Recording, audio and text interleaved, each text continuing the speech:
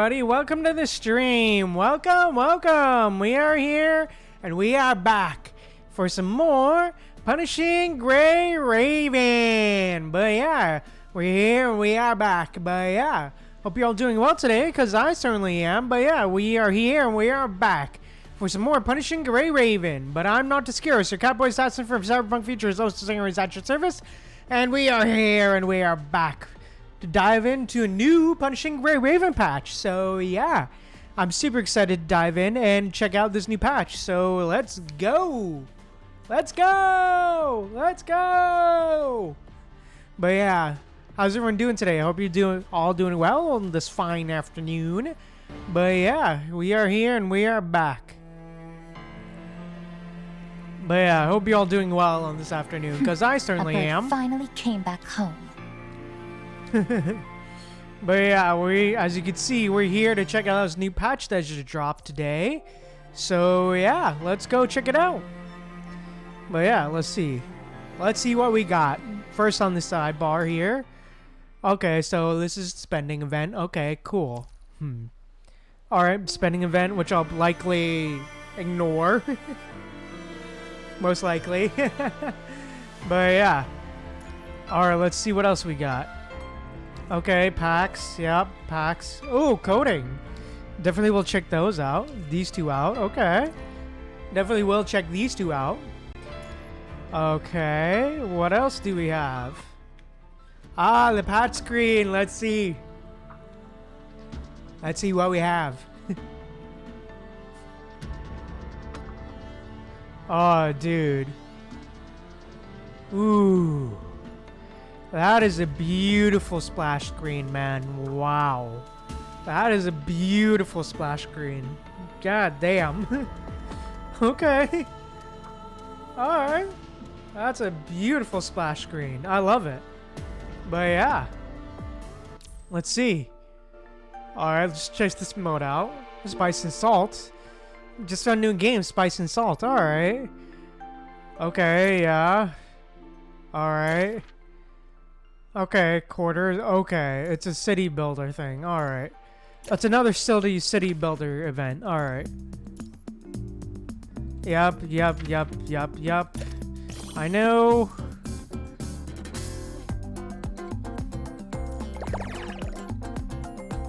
Okay, blocks. Yep, purchase.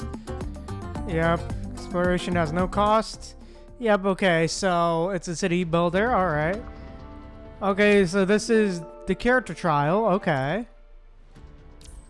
Operation thing? Operation Symmetra, huh? Okay, involved in battles. World through prototype, alright, okay.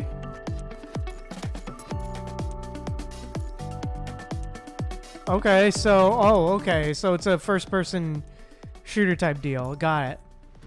Alright, cool. Okay, the boss challenge. Okay, here. And the coding trials. Alright. That we have available. Alright, okay. And of course, the main story, which is Withers to Shine, which we will not be doing today, because we will be catching up on the nanami story. So, yeah. Ooh, thank you. Thank you! Okay, yeah, battle pass. Ah, this feature, yes. The eyes. Ah, yes. That, the eyes! Alright. Circuit connects, alright. Study, alright. Couple new codings we have here.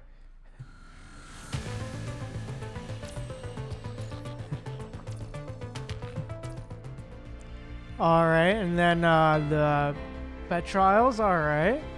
Okay then. I think with that said, let's dive in and check out the character trial. Let's learn how...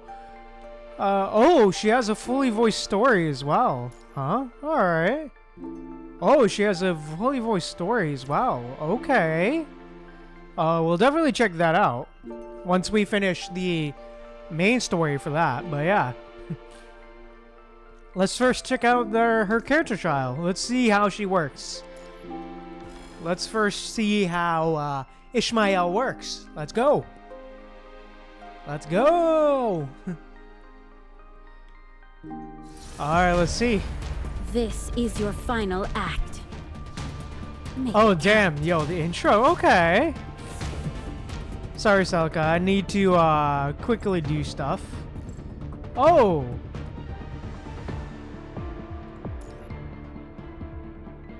Okay. Huh. Okay, so that's a new layout. Alright. Okay. I have to turn on, please and thank you.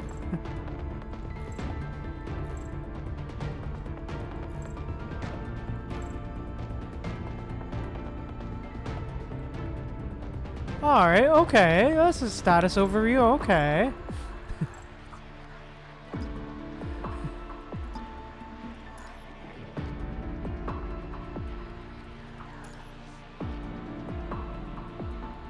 Okay, I think that's good. Alright, let's go. Alright, Paralion is in the Wanderer form. Only blue orbs will be generated. Ping in blue orbs twice triggers blue orb combo and grants collapse points. Alright. Your destiny is sealed. Blue orb skill holding dodge unleashes cosmic afterglow and grants collapse points based on consumed blue orbs. Okay. So blue, press and hold dodge. Alright. Okay, interesting. Alright. Yellow cast Forbidden Realm. Equipped with 4-piece all said, additional phantom points are granted. The story is nearing its end. Cast Synergy Primacy enter Dominator form. Okay. Would you like to see something beyond your scope of knowledge? Damn, alright. Phantom points Dominator cast Phantom Annihilation consuming dodge gauge. Alright. So dodge PD class Phantom Annihilation. The 5th hit grants collapse mark. Alright. I will go so first. dodge. Alright, Alright, so purely dodge. Okay, cool. With collapse mark holding dodge cast dimensional collapse. Alright. Damn. Okay. So it's the kick. God damn, Ayo. Only red orbs regenerate. Picking red orbs twice cast red orb combo and 4th hit of Phantom Annihilation. Alright. So red, dodge. Alright. And then press and hold. Embrace it. Okay, This damn. is the Ayo, okay. for. Cast Silent Punishment X's Dominator We form. gave it another try, and it seems like nothing has changed. Ayo? Yo, that alt is insane. What? I will go first, like always. Yo, that alt is insane, bro. That alt is insane, man. Let's like, go. wow. Come with me on a whole new path.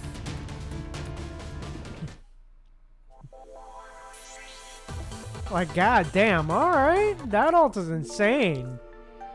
Alright, then. Let's move on to the combat practice, then.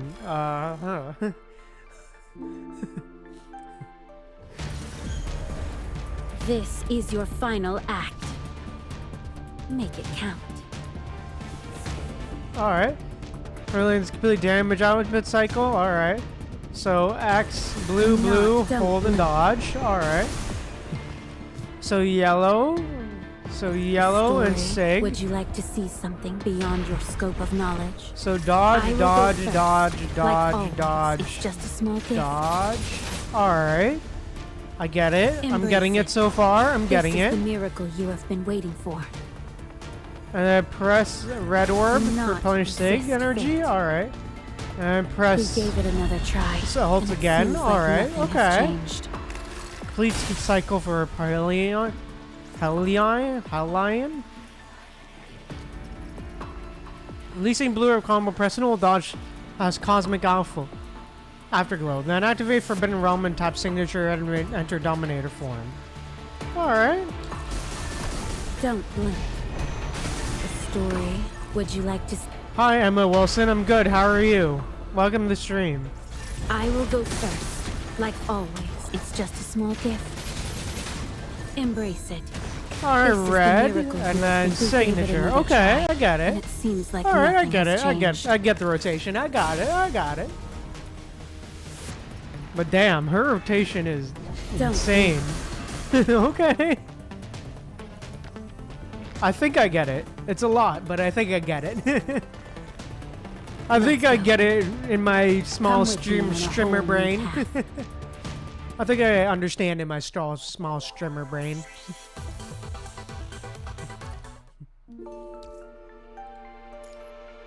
Alright, and then this is the effect. Okay. Okay, so he has an effect too. Alright. Okay. Well, damn. Increased by 100%. Okay, yeah.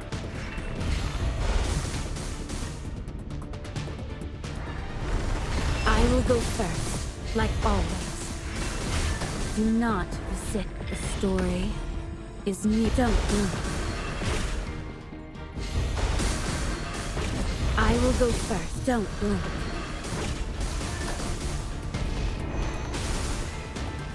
Would you like to see something boom. beyond your scope of knowledge? I think I get it. Embrace it. This is the miracle. I will go first, like always. It's just a small gift. Embrace it.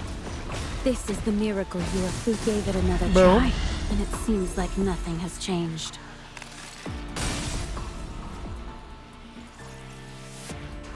Don't blink. Alright, yo, okay, okay. I will go first. Don't blink. Do not resist fate. Don't blink. I will go first, like always. The story. Would you like to see something beyond your scope of knowledge? I will go first, like always. It's just a small gift. Alright, yeah, I get it, I get it, I get it. Alright, boom, gotcha. And it seems like nothing has changed. Got the rotation, getting the rotation down. I think I understand. Don't blink.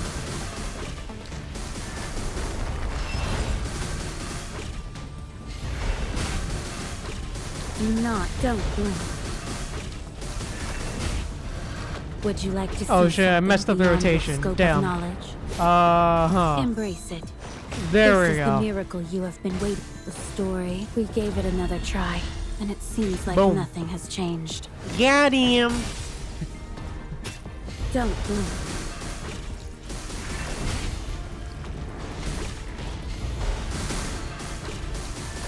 Don't blink.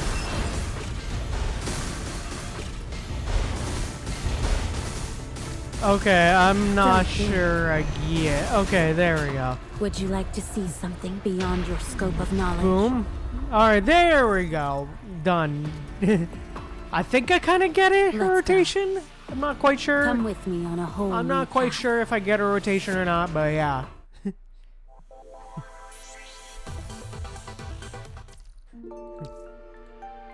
But yeah.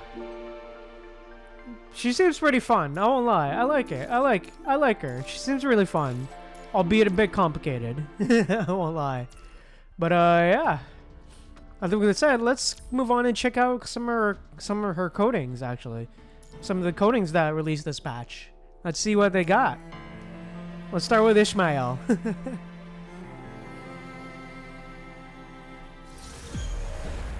This is your final act. Make it Oh, count. dude, yo, this is a beautiful skin. Don't blink. Your destiny is sealed. Don't blink. The story is nearing its end. Would you like to see something beyond Alright, your scope of boom, knowledge? boom, boom, boom, boom, boom. Embrace it. This is the miracle you have been waiting. We gave it another try, Boom. and it seems like nothing has changed. Prinala, C, welcome to the chat. Welcome, welcome. Welcome to the stream. Welcome, welcome. Do not Hope we're doing don't well. blink. Hey, welcome. Welcome to the stream. Welcome, welcome. Not bad. I'm good. How are you? I will go first. Would you like to see something beyond your scope of knowledge? I will go first, like always. It's just a small gift. I will go first, like always. It's just a small Oh, gift. sure. What's up? What's the conundrum Embrace it. do you have? This is the miracle. Renala? We gave it another try, and it seems like nothing has changed. Oh, damn, it's a rock this time. Okay. Not this fate. Don't blink. I will go first, like always. Oh, really? Don't That's blink. fine. I wouldn't consider her stupid. Would you like to see something People- beyond your scope of knowledge? I will go first, like always. It's just a small gift.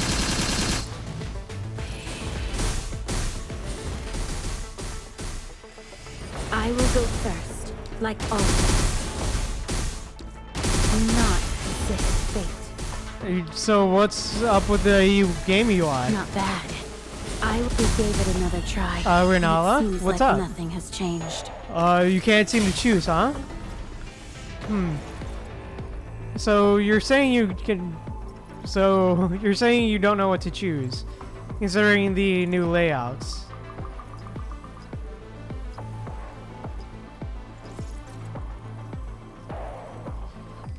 PC game, huh? Clean mode, the new custom, huh? I'm not sure.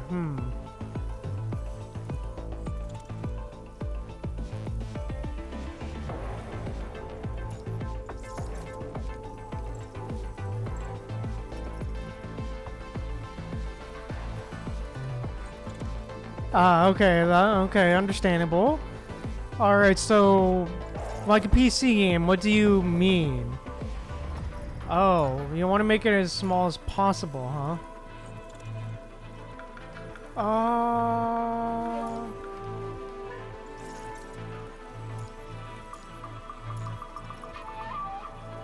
I'm not sure if it's Is it possible? Button size. Yes, there it is. Yeah, you double click. So, yeah, this is apparently so for button size, this is likely as small as it goes. And as big as it goes. So, yeah. You likely... I think this is just...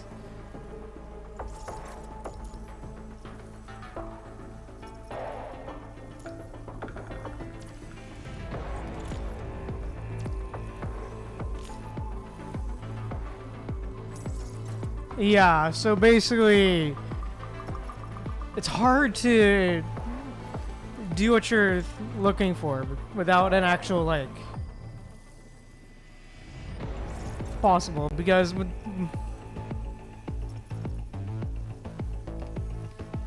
disable the combo? Fair enough. But yeah, I think the only way, just to get everything as small as possible, this is probably the only way. Like, this is the only smallest size you have, really. You can go, really. Unfortunately. I'm not sure about the details that much, because I don't really fiddle around with the UI too much. So, I you will know. go first. The story. Don't blink. Would you like So to unfortunately, see something beyond your without scope like of a picture or knowledge? anything, I can't really like. I will go first, like always. It's just a small gift. Embrace it. This is the miracle you have been waiting for. We gave it another try, and it seems Boom. like nothing has changed. Got him! I will go first, like always. Don't blink. Not story. Would you like to see something beyond your scope of knowledge? Boom, boom, boom. It's just a small gift. Embrace it. This Got is the miracle him. you have been waiting for. But yeah, the alt. Oh, dude, this skin is amazing. Let's go. Oh, dude, this skin is Come beautiful. with me on a whole new path. Oh, dude, this skin is beautiful, man. But yeah, aside from that, I'm not entirely... Oh, this is a Lamia skin. Oh, right. It doesn't look like Lamia. I'll be real. On first look. Don't expect too much. I'll be real. This does not look like Lamia on first look. I'll be real. But yeah, in terms of UI, I don't really see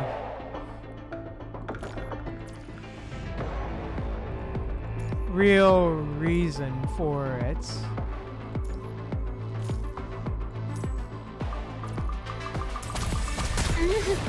But yeah, overall, man, just Yeah, like boom. oh, this is beautiful. Wow. Ooh, I love the effects on this, man. Wow. To the bottom of the sea. Quiet. Get out of my sun. Quiet. Yeah, like boom. Get out of here. Ooh, I love the little lanterns as well. Okay. But yeah, overall, Think to the I personally bottom of like the this sea. UI. It's very... Quiet. Is it right to presume you're playing on mobile, Renala? hurts. Or... Yeah. Because if so, yeah. Quiet. Get out of here. Die. Sink to the bottom of the Yeah. sea. Ah, you're on PC. Okay. Okay. Get Fair. out of my sight. But yeah, I guess... Like boom. Get out of here. Oh, okay. Fair enough. Okay. Fair, Renala. Fair. To the bottom of the sea. Renala. Quiet. Get out of my gas. Like boom. Quiet. Get out of here. Die. Ooh, this is beautiful. Yeah, it's finally over. Aww. That's cute. Oh, that's cute. That's a cute ending screen, man. I love that. Aww. But yeah, overall, man, just great stuff, dude. But yeah, I think...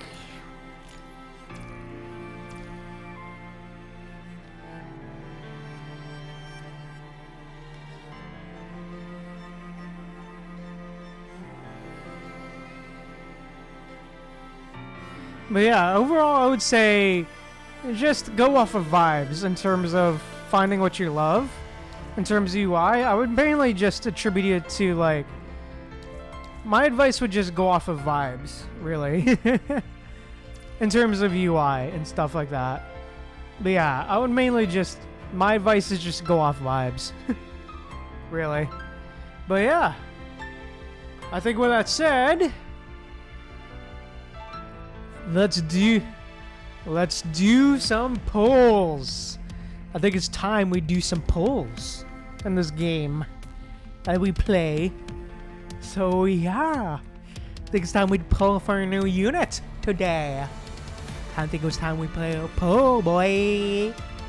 So yeah, with that said, let's go. First temp poll. Boom.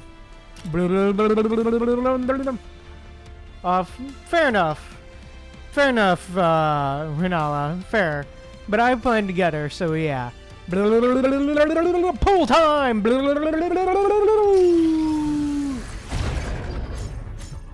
Come on. 5-star, really? Damn. It's the Chang Yu. Alright, next. No look. No look, boys. I'm blind. My eyes are closed. Come on. Please. Please. Did that mission really have to okay. Ari Lee, alright. Noctis, okay.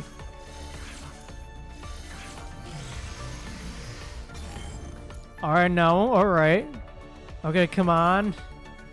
Come on. Alright. Behind the back.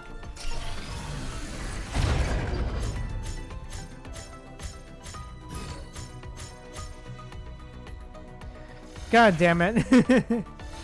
Please tell me. Please. Come on. Come on.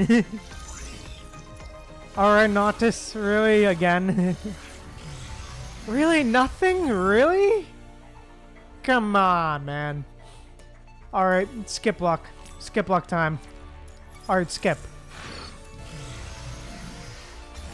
Okay, nothing. Again. Come on. Please.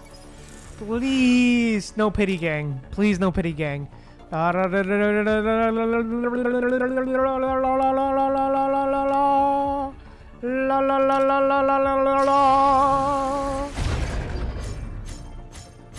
Man.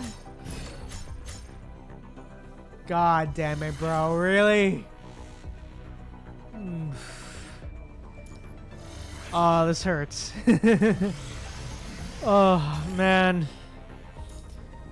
Let's do single pulls. Let's see what we get. Come on, please. Please. Please. Please with the cherry on top.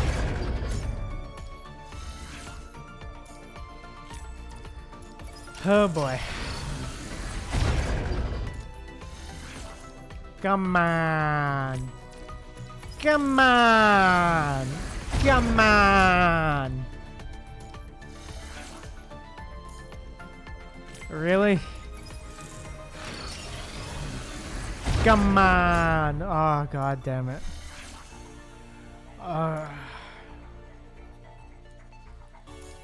Oh man, I have a feeling we're going pity gang. Ah. God damn, bro. Yep. Pity gang. F's in the chat for pity gang, bro. Life is as brittle as a frozen bubble. One small touch, and it bursts. But that's why it outshines everything there is in its final moments. Oh, nice, Ayo. Okay. Alright, nice. Well, okay then. I guess we'll also pull for a weapon now as well. So, yeah. Boom. First temple, please! Please! Please! Yes! Yes! Yes! Let's go! Let's go! Hey, first temple! Let's go! Yes, we got it. Nice. Oh, that's so good. Thank you. Thank you. Gotcha, gods. You redeemed yourself today. Okay, nice. I guess... Yeah, sure. We can go for a cub. Literally. Okay. That's one weird-ass looking cub, I won't lie. Literally just diamond. Alright, let's go. Boom, first temple. Please. Yes. Yes. Nice. GG's, we did it.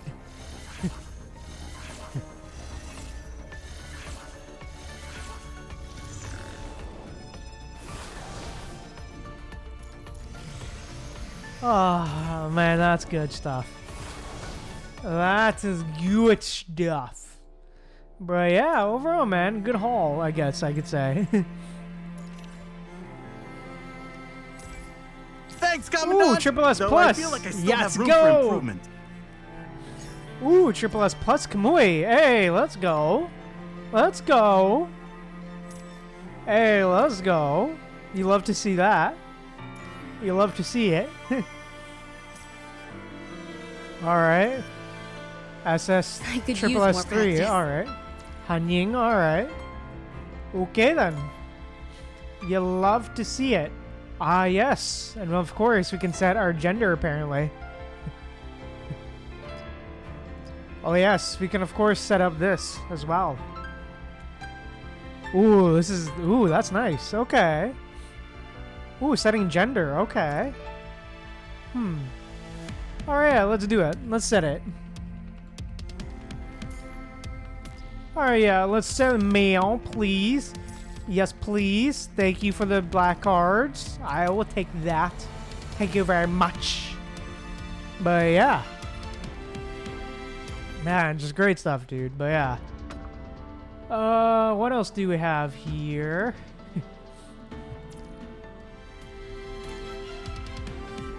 Yes, and then study.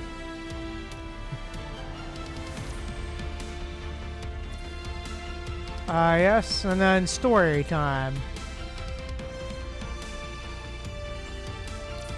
I guess considering we have lots of time left, I think we can do some story now. I think it's time to do a bit of story. So yeah, let's check out this. Although we're not caught up to the main story, we're not at Wither to Shine yet. We're actually still on to the Galaxies. So let's read this one first. I know we're a bit behind in terms of story and stuff, but yeah. Let's check out the story. Let's do a bit of reading. So yeah, if you don't mind being spoiled, be sure to and you're willing to stay here and listen to me read you a story and narrate the story and such. Thank you so much for sticking by, and I hope you get cozy and grab a drink, grab some food, and let's enjoy the story together. But let me first grab a sip of water first before we start. And yeah, I hope you guys enjoy this story.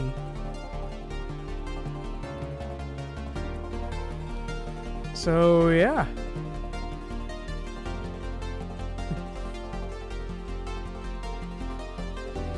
Also, Renala, you said you were going to go for a DMC, correct? So yeah. So I wish you luck for saving. But yeah. With that said, let's dive into the story. A River of Blossoms. Ooh, okay. The stars? Oh, nice. Oh, nice. I'm glad you got it, Renala. The stars start to twinkle in the mysterious universe as if they were breathing. Phew. The stardust-filled universe parts like a lifting curtain, revealing a gray-haired girl sitting in a corner of the small world. She manipulates the virtual screen in her hands, her brows furrowed as she rapidly adjusts the complex coordinates displayed before her. That's not right. These coordinates don't seem right. Gotta try a different set. The scenery on the stellar shard fluctuates between ethereal and solid as it slowly morphs with each coordinate adjustment she makes. No. The great-haired girl's voice shifts from hopeful to dejected as she stares in confusion at the space she has traversed countless times before. The sparse starlight fails to fill the vast universe as she floats at its center and reaches out to touch the shattered vortexes before her. Oh damn, alright. The vortexes give off a dazzling radiance as space-time stretches and expands, with brilliant rivers of light streaming past her in a breathtaking display. She sees the scenes from her past. Age light cascades upon her friend's shoulders. Oh, she sees their first encounter in the desert. She sees an unfamiliar darkness. Oh, yo, through the years, yo. She also sees hope drifting through the endless cosmos. Wow. But...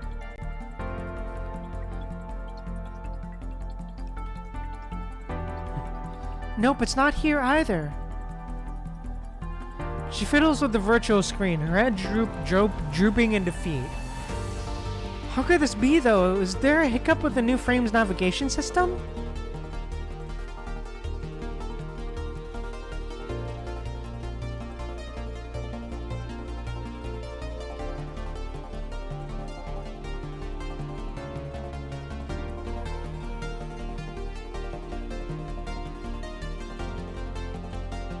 Alright, let me just readjusting a little bit so you guys can see a bit better.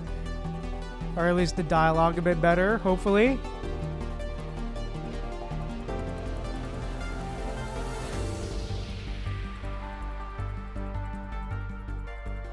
Just hopefully readjusting so you can hopefully see the dialogue a bit better. Alright, I think that works. Alright. How could this be, though? Is there a hiccup with the new frame's navigation system? Why am I having trouble finding the coordinates that would take me back home? When the simulation process should be working just fine. Once again, she finds herself lost in this vast universe.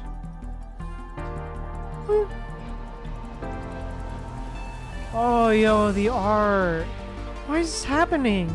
The anchor points should be fixed in place, but where are they now? The sparse starlight fails to fill the vast universe as she stares into the boundless expansion of space in bewilderment. Why can't nanami find the path back? She lets out a soft sigh, her thoughts tinged with sadness. Stellar vortexes spin as time and space interweave into intricate, elusive patterns, flowing like rivers that stretch endlessly into the beyond. The girl reaches out again, trying to fish out the right thread from the rivers. Aw, dude. She sees fragments of laughter. The machine oil trickles down like tears of blood. She sees the mournful cries of her comrades. She sees the tide she's never experienced before. She also sees the shiny moon and the flames reflect each other's light under a night sky. Following this timeline, she now sees that certain human once again. Commandant. Aww. Simulation module entering cooldown. The virtual screen dissipates into the universe, having exhausted itself. The girl, however, perks up with renewed vigor. Alright. The brief simulation ends once more, but within her mind, she can see the human commandant every bit as clearly as if they were right next to each other. Well, still no luck with the coordinates, but I sure never saw that coming. I wonder what commandant is doing now. Is the commandant going to come for me upon a cloud of stars like the people do in fairy tales? Actually, commandant already has a bunch of things to deal with. Nanami should keep trying and figure out a way to get back to the commandant. Don't worry, Commandant. Wait for Nanami. Nanami is coming. Suddenly energized, the gray-haired girl clenches her fists and vanishes into the cosmos once more, brimming with determination. The stars start to twinkle in the mysterious universe as if they were breathing.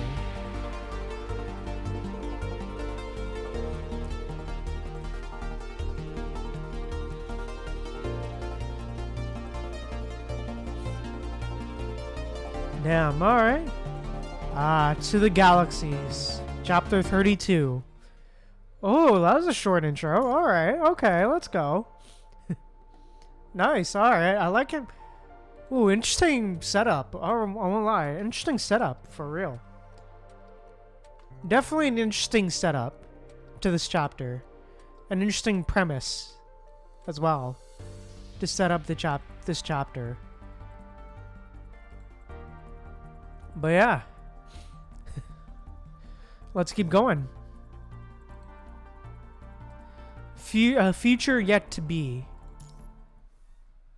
Let's keep reading. Outside the window lies a gray sky. Snow falls in absolute silence, shrouding the world outside like a haze-like veil. You turn away from the window, the dim daylight casting faint shadows on the wall. This place seems forgotten by the world. Even the light itself is veiled in thick layers of dust. A knock at the door shatters the deathly stillness of the room. Commandant? The commanding tone that brokers no argument reveals the visitor's identity. It is Vanessa. Ah, Vanessa. Alright. I'm going to let myself in now. I assume you're awake already.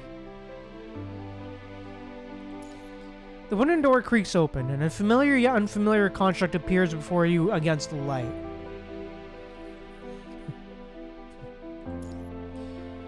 Long deprived of moisture, your vocal cords feel parched. You open your mouth trying to speak, but are unable to make any sound. Heavy bandages wrap around your body, their rigid embrace making movement impossible.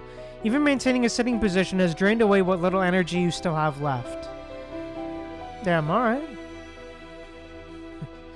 Vanessa surveys the bare room, finding it practically empty save for a glass of water on the bedside table, likely left by whoever escorted you back. The water has gone lukewarm, but it is better than nothing at this point. As she holds the glass to your mouth, Vanessa feels an inexplicable sense of irritation. Oh damn. Have some water. Thank you. I'm here to inform you about the arrangements for Lucia's frame. You feel your heart gripped by an invisible force as suppressed memories tear their way forcefully through your mind. Gunsmoke, ammunition, crimson mist spreading across your field of vision. Someone that you cannot be more familiar with draws near only to drift away again. Oh damn, Commandant, not this. Oh, I don't want it all to end here. Oh yeah, dude. Oh fuck. The ending to that chapter, man. God, that's painful, man. That is a painful end, man. Lucia. Mustering every last bit of strength, you finally managed to get her name off your tongue once more.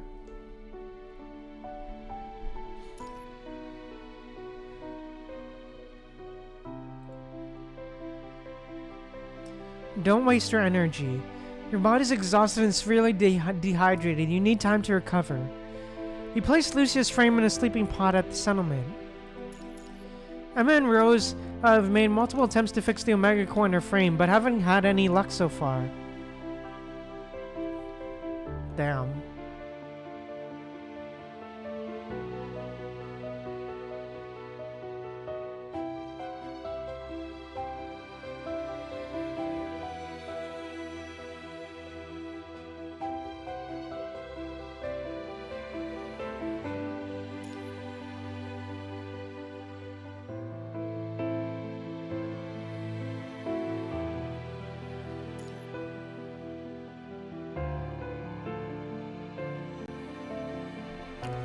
I believe we're both used to this by now, and I don't think I need to say this, but... She turns her head. My condolences. And... just as she's about to continue, the rotting wooden door creaks again. Come in. Vanessa, the mutated red tide has appeared at the settlement's perimeter. There's a squad trapped, and we don't have enough personnel to spare. Let's go. Few words are exchanged. They seem quite used to such emergencies by now. After their brief conversation, Vanessa departs in a rush. Stay here, I'll be back. The door slams shut and their footsteps fade away. Silence once again descends upon the room. Lucia. Slowly, you come back to your senses with a little sense you still have, but your body remains immersed in overwhelming sorrow. Try as you may, you can barely move a finger. You look out the window. Damn.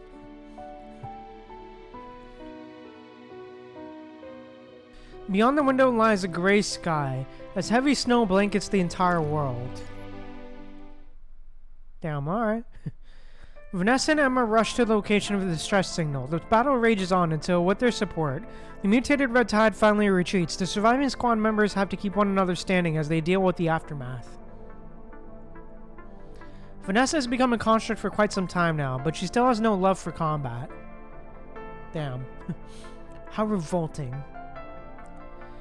She brushes the snow off her collar while letting Emma tend to the injury she sustained from the battle. Mutated red tide is difficult to handle. True, but I never thought you'd slip up like that. You seem preoccupied. Is it because of the Grey Raven Commandant? Ha, the Grey Raven Commandant. I already have more than I can handle on my plate right now. Have the scouts reported back yet? Did the border patrol make it back alive? Are the nearby supply depots still operational? Do we have enough medical supplies for the wounded? Vanessa. Vanessa props herself up and lets out a sneer. The Hetero Tower, the punishing virus, the continuously mutating red tide, and now here we are, all of us crammed into this damn pinprick of space near the ARU. Instead of feeling sorry for our bedridden great chief, I say let's save some sympathy for ourselves. Damn. How's the commandant doing, though? Damn. Let's not send anyone to disturb our patient for the time being. I mean, with Lucia gone and all. True. She falls silent for a moment. Even if we want to know what the Grey Ravens went through, let's at least wait until the commander has recovered enough to speak. Right, I'll pass the word along. Noctis, you never change, do you? Vanessa! Vanessa! Refugee comes running from nearby. Speak. The supply warehouse behind the settlement. There are hetero creatures there. What good is a patrol if they can't even do their job? Damn. Oh no, that warehouse has our last batch of medical supplies. Without missing a beat, they rush back toward the settlement. The snowfall grows heavier by the minute.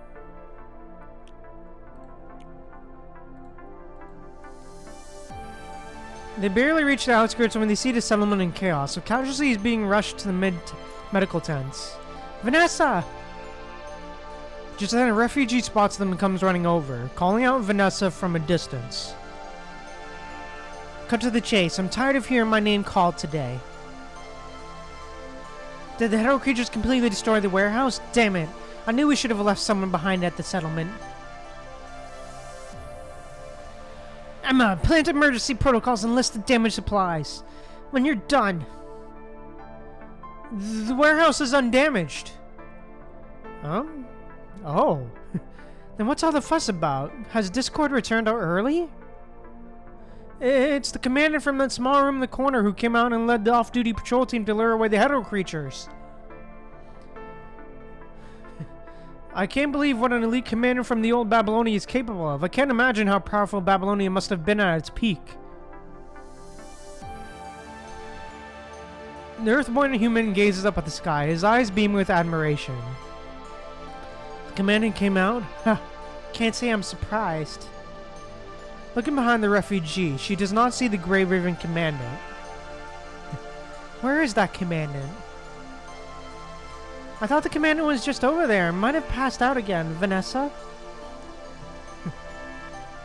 Without responding to the refugee, Vanessa walks in big strides toward the settlement.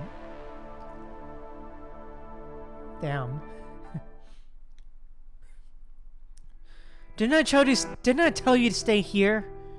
The wooden door slams against the wall, having been pushed a little harder than originally intended. The daylight remains dim, but the room is already empty. Where did the commandant go?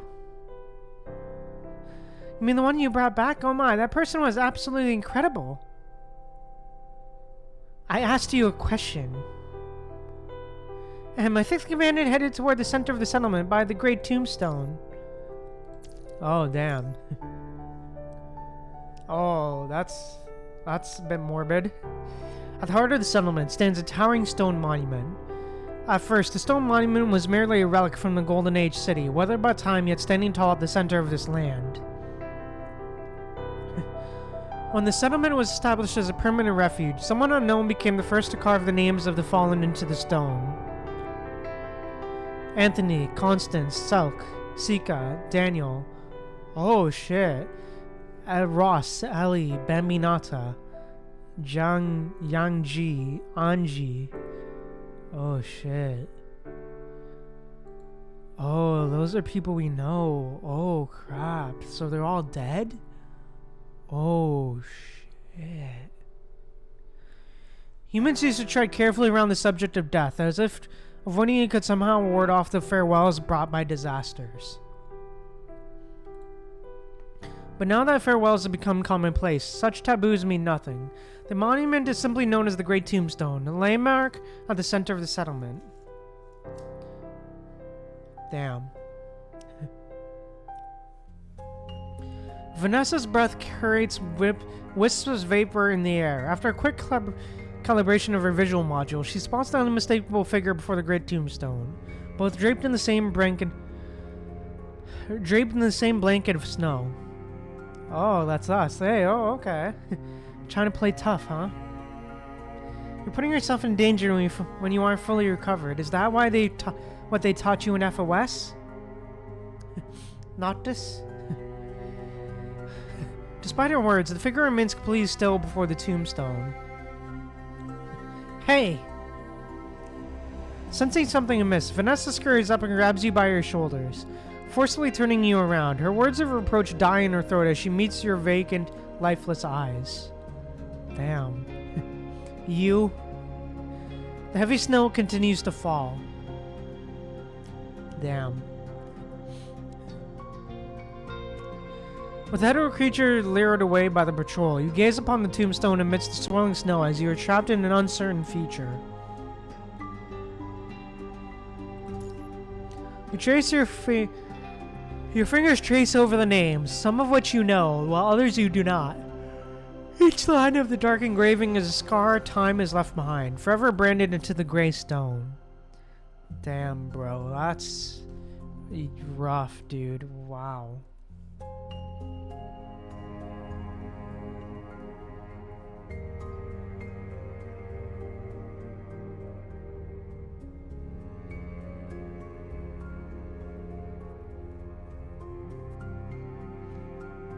Just damn.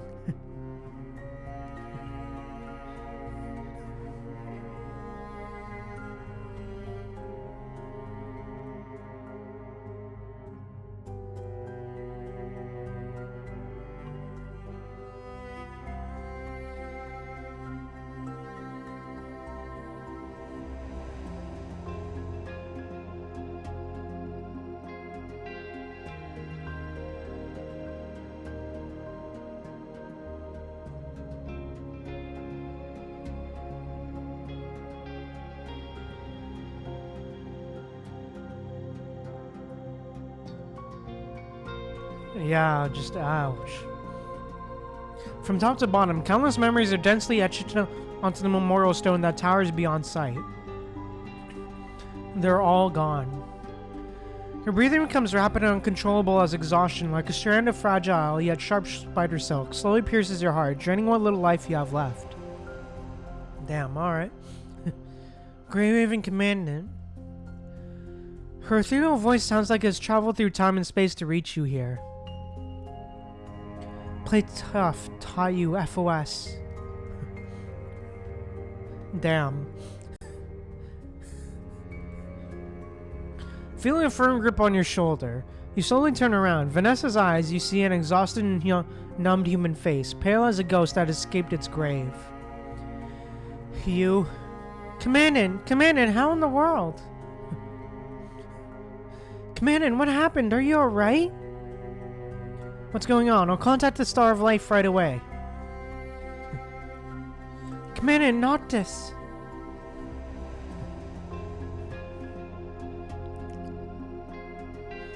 Pull yourself together.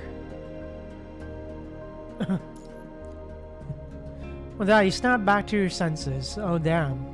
Noctis, wake up! Get back to your room right now. Emma will be back any moment. You're in critical condition.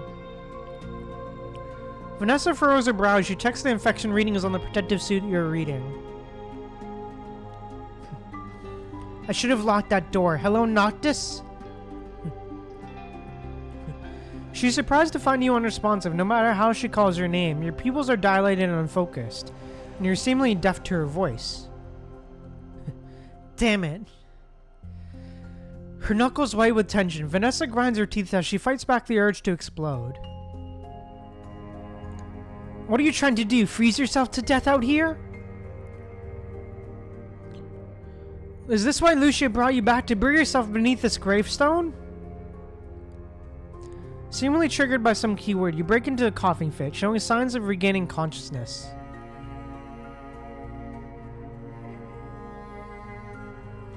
Lucia? Lucia's gone! Do you want to join her in her sleeping pod? Join her in her sleeping pod too? Lucia is dead. Damn. Who killed Lucia? Jumbled memories assault your mind, and your heart pounds so hard that it threatens to crush your ribs and chest. Damn.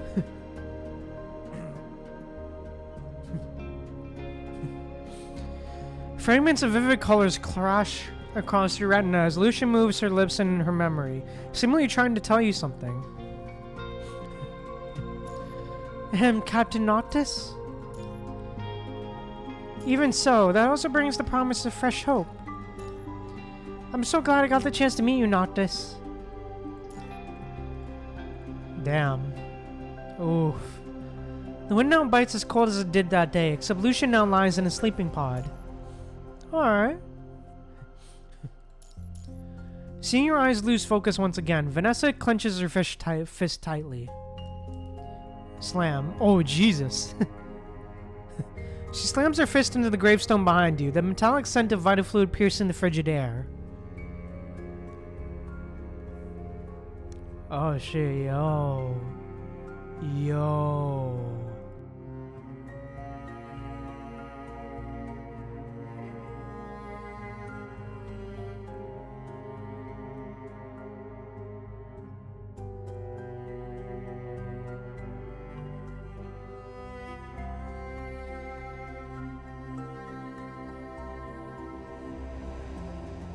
Damn, this is tense, man. Wow, this is tense. Your legs give out and you slide down against the gravestone to the ground, slamming your head on the monument. The pain dispels all hallucinations, and all you see through your vacant eyes is Vanessa's face, one going from burning anger to calm. I'm not gonna hurt you, but I'm not gonna waste any more time on you. The entire settlement depends on me to keep it running. If you have no desire to get out of your current state, Emma. What's going on here? What's going on here? Emma, having rushed to the scene, stares in shock at Vanessa and you.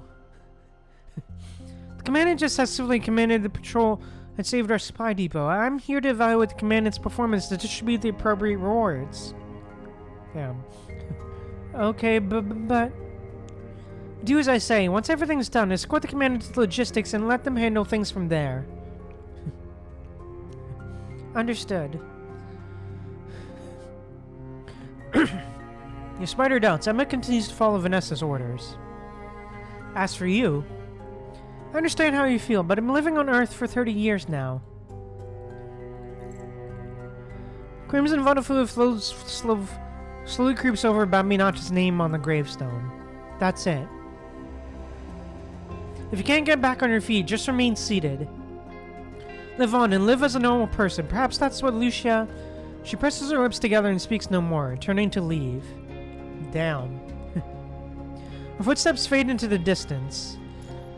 The snow dust on the ground nearly buries you as a numbing cold grips your every sense. Lucia is dead. Damn. Excruciating pain cuts through your mind. That most familiar signal will never reach your mind beacon again. Like a drowning person grasping at straws, you force out words through your destroyed throat, even if they come out bloodied and broken. Lucia. Oh, dude, no. Is this the ending she wanted to see? No, not like this. Your suffering in the Head Tower is over. I believe better days will come, and from now on, you'll be safe and sound. I just can't bring myself to part ways with you like this. How can I forgive myself for leaving you here all alone? Oh, damn. Turn to look at the tombstone. An inch of empty space remains at the bottom of the tombstone. Memories tangle around your mind like scattered threads. You feel an urge to carve something into the gravestone. This is the epitaph of Lucia and Grey Raven. We once existed in this world. We once fought to reclaim Earth. We are Grey Raven. Damn. Blood seeps through your tattered tentacle webs as you clench your fist. Your mind is empty, vacant of all but one obsession, to finish carving what you haven't.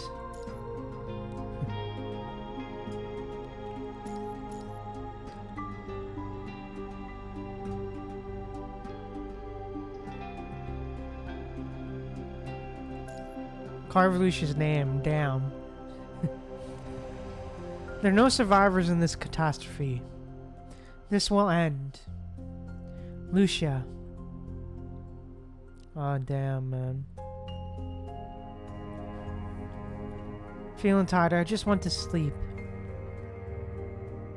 Far too exhausted to move anymore, you slowly slide down against the great tombstone.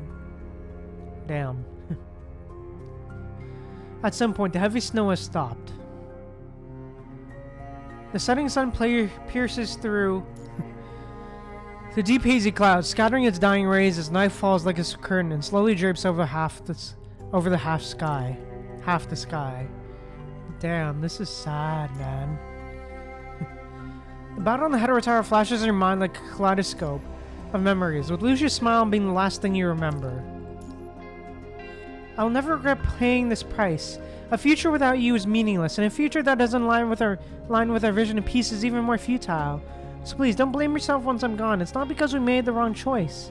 Commander, every failure has its meaning. We have attained the seeds of a miracle. From here on, we'll surely find a miracle that belongs to this world, and to us.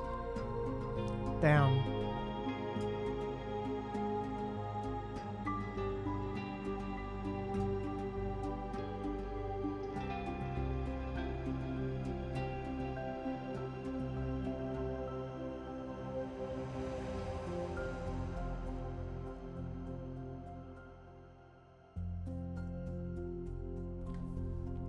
All of this will come to an end. Your fingers, having grown numb, slip weakly from the base of the gravestone as blood thinning coats the new marks. Your meandering thoughts come to a stop when you carve the final stroke.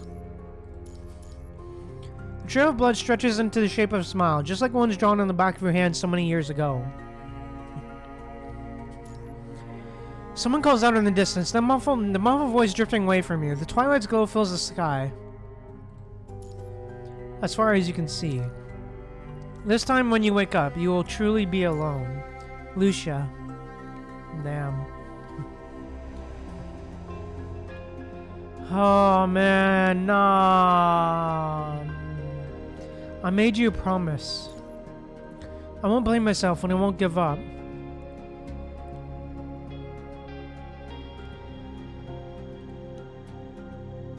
Damn.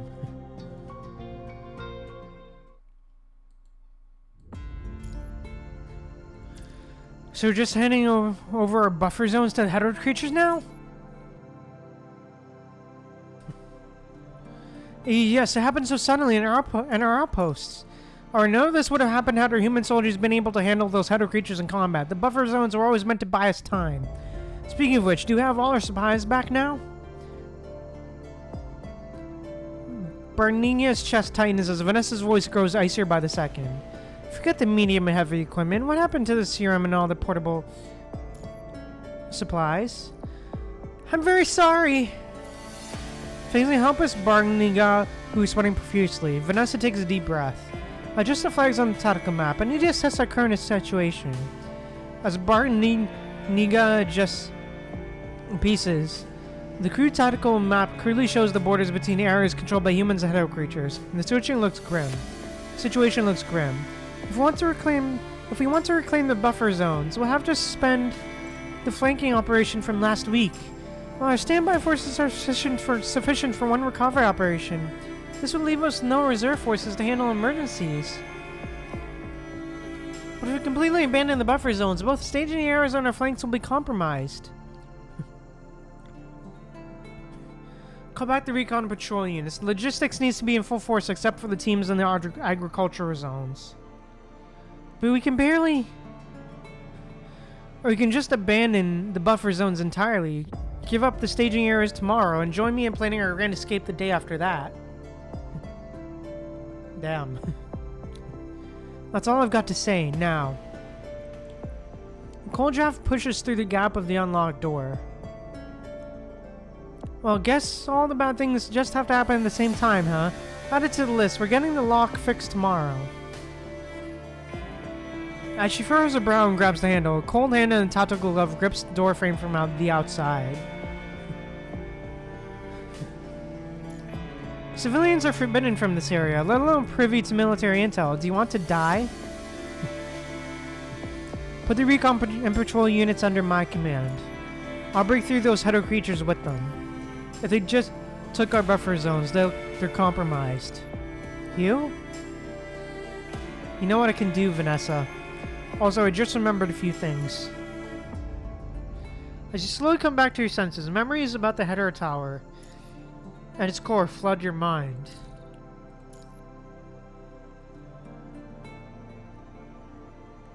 Come on in. Vanessa takes a half step back and opens the door to the command center. Once everyone is seated, you organize your thoughts and bring Vanessa up to speed. Keep your points as concise as possible.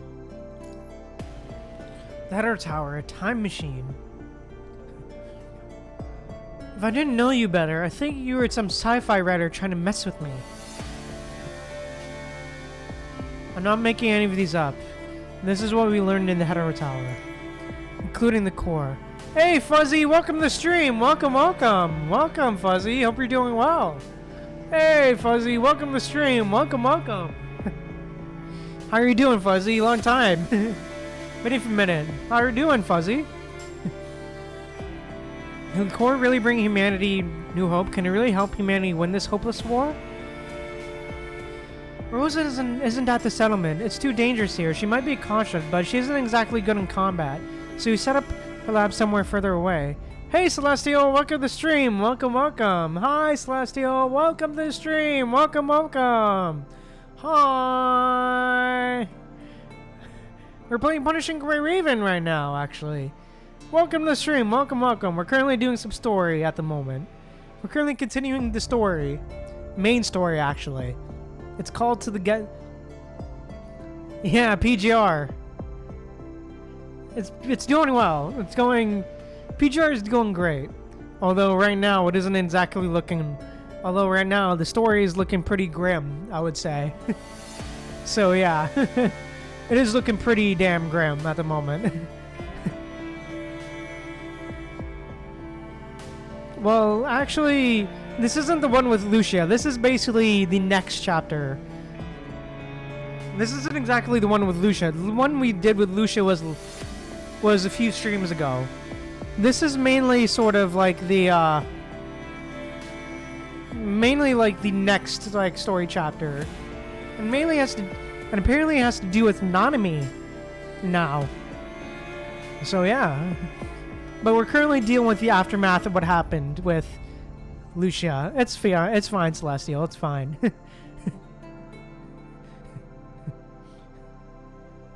But yeah, we also a new patch dropped today.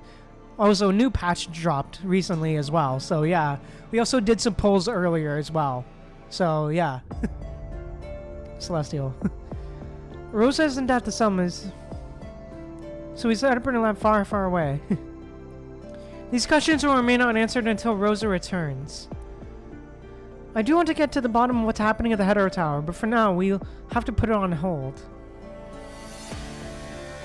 She taps on the crude terrain map. Even if you could lead a team to break through the header creatures in the buffer zones and throw them into disarray, it still wouldn't be enough. Small wins won't last us long. Then let's lure them away. We'll split them up, lead them to other fortified camps, and pick them off one by one. I need a map with all troop deployments. I thought you wouldn't notice. Guess you really are coming back to your senses. This is indeed a crucial checkpoint, but it doesn't need defenses. We can't have them either. Someone's already guarding it. Someone? You mean a squad or some other faction? Luna is there. Oh, Luna still alive. Okay. Luna? She barely communicates with the camp, refuses to cooperate with our strategies, and rejects our supplies. What about other ascendants? We haven't detected any ascendants. We've been monitoring the area for a while now, but Luna's the only one there. She hasn't shown any signs of hostility and doesn't seem interested in driving humans away from this place. Seems like she just wants to keep watch there. Luna was an agent who connected to the Ascend. Maybe you should talk to her. Emma, something's come up with the patrol team. What is it now? Take your time, don't rush. The patrol team was returning from the northwest, then when the mutated red tide suddenly surged. We didn't detect it coming and it's got them trapped. Looks like we need to pay them a visit now. But Noctis is doing just fine. The command can proceed with the mission. Aw. Let's move out then. Time to see which poor souls got themselves trapped in the red tide this time. Damn. Vanessa's signature sneer crosses her face. Alright. Damn, alright, yeah, okay. Alright. So Luna's still alive, but yeah. Tired? You're... But yeah. But yeah, a new patch just dropped called Withered to Shine, and this is the splash art, so yeah, let me show you. And this is the new unit that's being featured for this patch.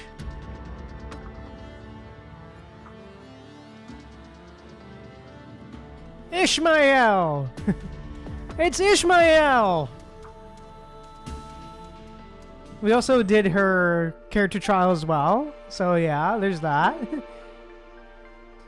So yeah, she's officially playable. So yeah. As you can see, she's officially playable. Yeah, agreed. Agreed. And also, apparently they also have a fully voiced, she also has a fully voiced story. Oh, it's a manga? Huh. Oh, it's manga format, okay. Yeah, it is looking nice for real. And also, if I recall, we also have a new unit that's coming, that is arriving as well. Later on in like, I don't know, a few days. We have a new unit as well. A free S rank coming out as well. Coming out in a few days. It's Lilith!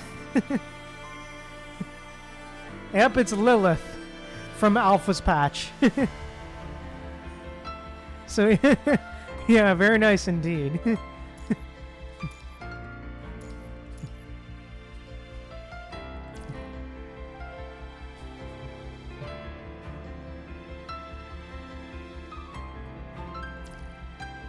But yeah, we already pulled for her, so yeah.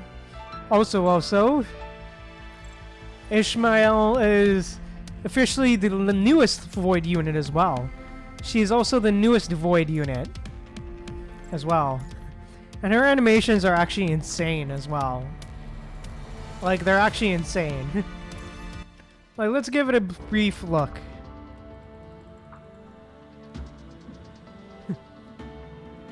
Well, let me give you a brief look at it.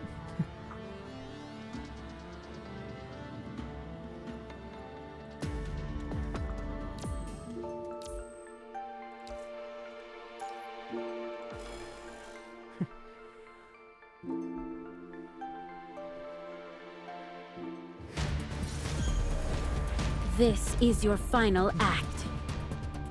Make it count. Yep, here we go. Yep, complete damage cycle. Yep. Blue orb. Do not resist. Don't blink. The story.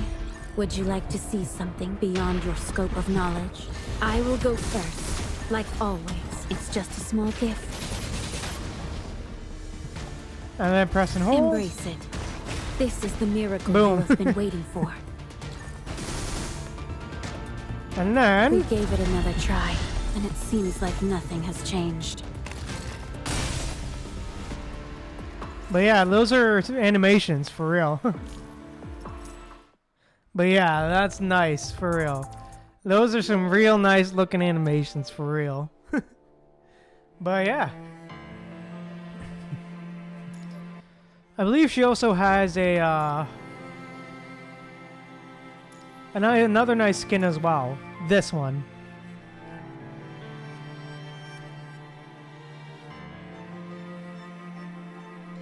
This is also her special effects skin as well. So yeah.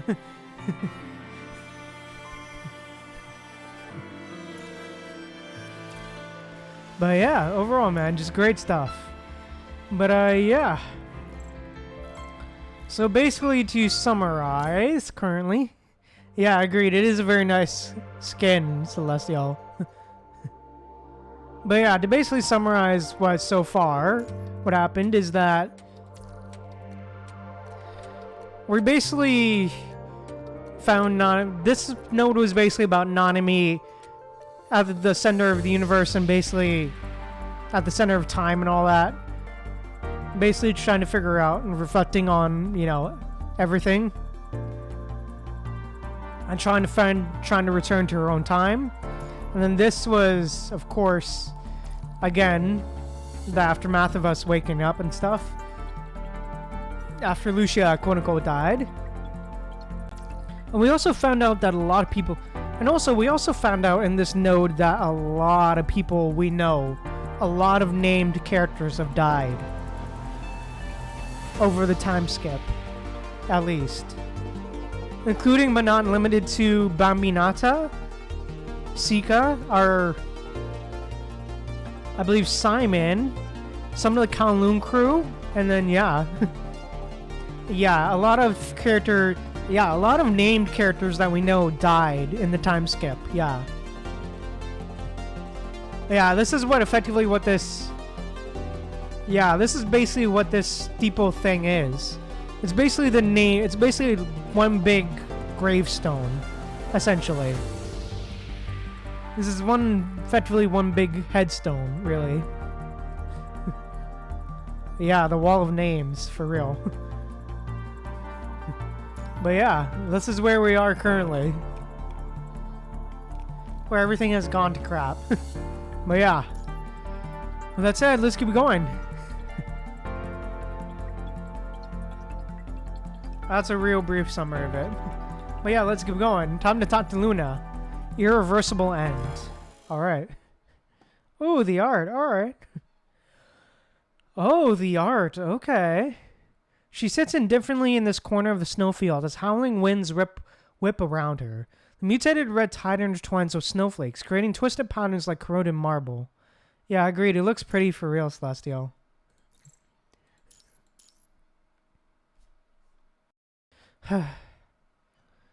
It's coming again. Oh, damn. Holding her hand out, Luna senses the agitation of the punishing virus in the air and lets out a weary sigh of disgust. Same old, huh? Phantom of the Red Tide, what form has you taken this time? Have you taken this time? How do you tell I'm the Phantom when you can't even see? You still won't give up? You know, you could see the truth, death of the world by going into the Red Tide. Everything the Ascension Network took from you, the Red Tide can return, and I mean more than just your eyes. I don't see what's making you so stubborn. Through the Ascension Network, you've already seen the future. You've seen the future. You know you'll die here. You know your power will eventually run dry. If you enter the Red Tide, you could... You're annoying the heck out of me. Damn. The beacon girl raises her hand, and despite her lifeless eyes, accurately shatters the Phantom before her. You're just wasting your time. Are you just going to sit around doing nothing? Do you truly believe humans can find a way to deal with all this before your power completely fades? Are you still clinging to the such baseless fantasies about this Earth? All of this is none of your concern. She raises her hand once more, and the red tide's illusion completely dissipates into thin air as snow falls in silence. Damn. Can humanity truly find a solution before her power fades away? Perhaps they will, perhaps they won't, but either way, she'll have been too powerless to do anything about anything anyway. She has seen those futures. Damn. The snow falls silently, gathering like dust around her. She touches the cold gravel on the ground and gently traces out a crude human figure. Luna doesn't know if she's doing it right. She isn't quite sure anymore, but still tries to trace the shape as accurately as possible, the same way she has many times before. Howling winds scatter the snow dust on the ground, bringing with them air thick with the punishing. Below the cliff, the mutated red tide crashes against the decaying rocks. The faint voices can be heard from its depths. Damn. Luna furrows her brow warily, lets out a soft sigh, and slowly rises to her feet. She doesn't like fighting these mutated red tides, but she has no choice but to face them. Damn. Oh, gameplay time!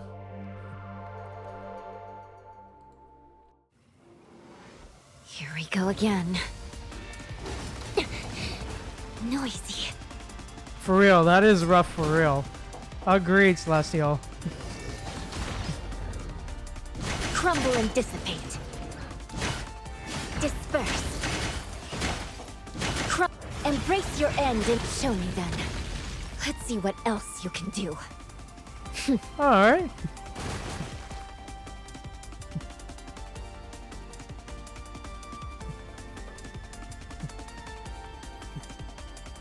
Still evolving.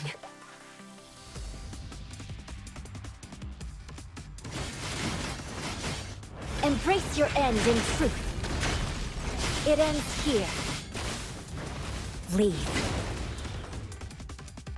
Damn.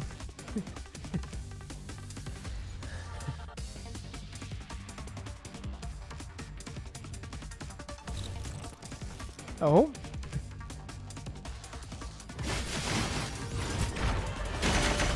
Crumble and pointless resist. Disperse. Embrace your end in truth. It ends here. Hey, let's go. Oh, cutscene, okay. Oh shit, I didn't mean to skip that. Oh shit, let's redo that. Let's redo that stage. I didn't mean to skip the cutscene. Yep, skip. Let's redo that. Didn't mean to skip that, my bad. Here we go again. This will just be fast. Crumble and dissipate. No, Celestial. Embrace your end and show me then. Let's see what else you can do.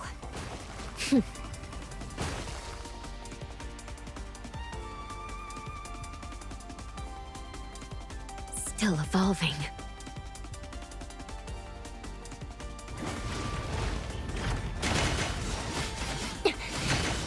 Noisy. Disperse. Embrace your end in truth. It ends here. Leave. Alright.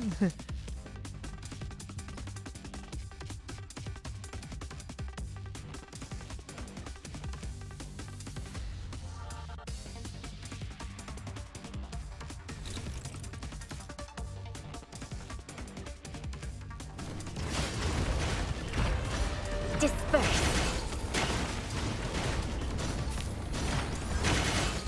Embrace your end in truth. Alright, here we go. It ends here.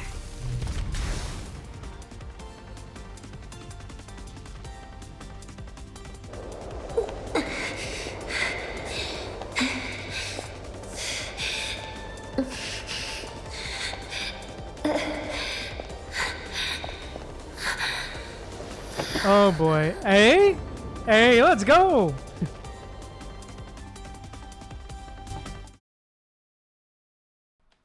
Hey, it's us. As the mutated red tide recedes, Luna returns to her seat at the mountain peak, her exhaustion plain to see. While Emma escorts the rescue patrol back to the settlement, Vanessa stands guard at the foot of the mountain. This is what you see when you reach the peak of the mountain. Luna. How are you? You find it impossible to ask the question, simple as it is. There are no survivors in this catastrophe. It's you. She hangs her head low as the shades of the twilight blur the line between day and night. You cannot tell if she's smiling. The golden gleam of snow shrouds everything here, making her expression impossible to read. This has to be the best illusion I've seen so far. She lets out a soft breath. The girl lifts her head and stares at you with those lifeless eyes of hers. Damn. Even if you're not real, stay. Just hear me out. It's been so long, so very long. Damn. Oh boy. Oh boy. Yeah, that's been great. Also, I forgot to mention. Also, I forgot to mention that you can actually officially set your gender now. That you can officially set your gender in game. Forest guards like bonfires. So yeah. Not for warmth. Yeah, for real, really.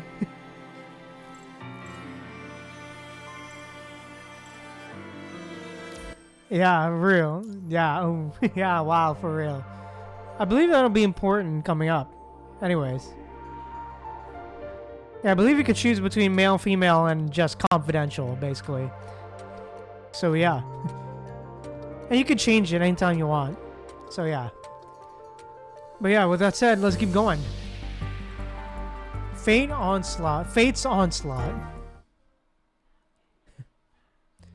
At first, everyone thought the Grey Raven Commander and Lucia were sent on an unusual but ordinary mission. Grey Raven always seemed to work miracles. Yeah, a month. Yeah, Renala. Grey Raven always seemed to work miracles. They always came home winning fights deemed impossible. The Clean Zone even have a victory celebration planned for them as soon as they had gone inside the Hetero Tower. Oh, nice. That's a nice UI design. I'm glad. Hope you enjoyed it. That's a nice UI design, Renala. I hope you enjoy it. Clean Zone even had a victory cell prepared for them as soon as they had gone inside Hetero Tower. Alright. Except the infrared Hetero Tower glowed red again, and the banner meant to celebrate Grey Raven's victory was never hung. Nice. I'm glad you had fun with it, Renala. And I hope you stick around as well. And I hope you're enjoying the story as well. I mean, narrating the story as well, Renala. If you're were just listening to me in the background, at least. This is everything we heard from the refugees. Oh, Lamia. Solution, Grey Raven. Oh, no. Fair enough, Renala. Nice. So, Lucia and Grey Raven Commander never made it out, and the Hetero Tower turned red again? Yes, I believe so. Yeah, fair enough. Renala, Lami is nice. Fish! Fish! What should we do now? How's the forest looking, sister?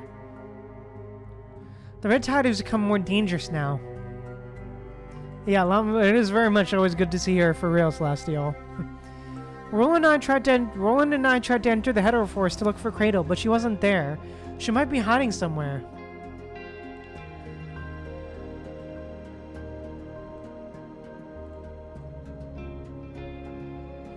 She wouldn't do that.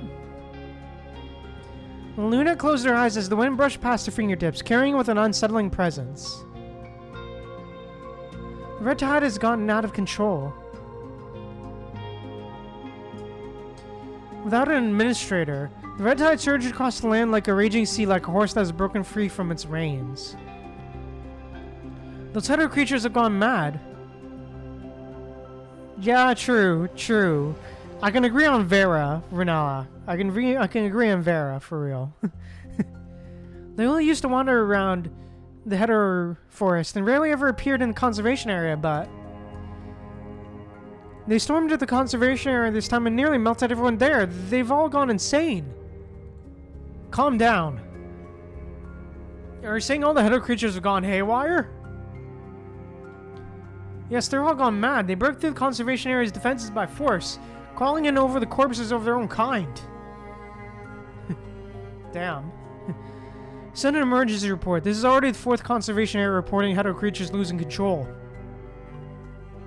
What in the world is going on? Damn. The hetero creatures frantically devour the surface as they gathered around the red hetero tower, seemingly waiting for something.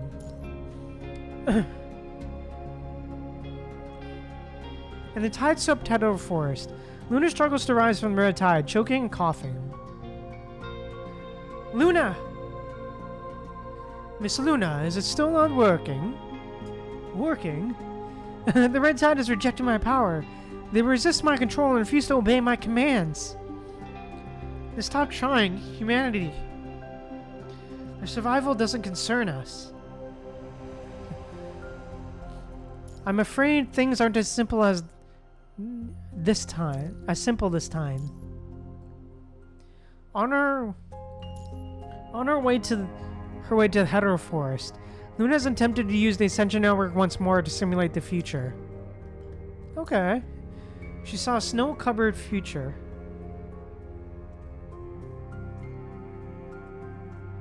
Damn.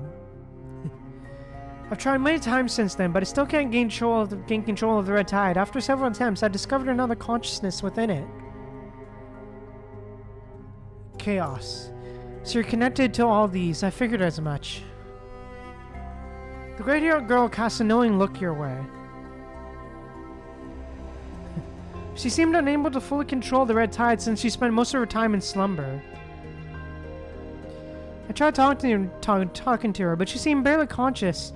I was only able to repeat fragments of words, of things she said. I heard her whisper your name. The white-haired girl's moments of consciousness grew shorter and shorter. The red tide spiraled out of control once more and turned against its master as the hetero creatures began evolving in unpredictable ways. Oh damn, that ain't great. And after that... Yeah, agreed. Reminds definitely Renala. She repeatedly used the Ascension Network to run simulations, almost exhausting all of her power. She yearned for a glimpse of stars beyond this frame, a variable that the Ascension Network had not foreseen. She saw a snow-covered future. Oh, damn. And then Roland died. Oh shit, yo, what? Just as she saw in the countless simulations, he had died on the first night when the snow began to fall. He could have escaped. The opportunity to flee was there. But all I wanted to is protect Luna and ensure her vision comes true. If I can do that, it will be enough. After all, the world Luna wants to see is the world I want to see. Perhaps this is the perfect moment for the final curtain. And so he met his end on that fateful night. Damn, bro. Lamia was next. With humanity about to embark on the journey, she insisted on going to gather information. Whoa, for real, Celestial. Luna recounts everything with tranquility, as if she has replayed the same scene countless times in her mind. Lamia entered the waters once more to search for news from other regions. She was never to be heard from again. I will be back with good news, Miss Luna. The timid mermaid plunged into the abyss but never returned with any news. Damn. The red tide flowed back into the sea, giving birth to massive mutated creatures in its depths. Yeah, not Lamia for real. Rip Lamia. I wonder about the dangers of the ocean, yet she still chose that path. That timid mermaid was never meant to be the dove of peace. Yeah, that one hurts for real, Celestial. Damn. Luna. And then it was my sister. Luna continues her serene narration, deaf to your words, her tone betraying no emotions. To the punishing virus, descendants are merely beings who passed the initial filtering. No one is invincible, not even the agents. Not me, at least. She stops momentarily. Alpha had been trying to break free from the Ascension Network's bonds, and in a way, she did succeed. Yeah, definitely was Renala. She definitely was. But as a consequence, she could no longer connect to the Ascension Network.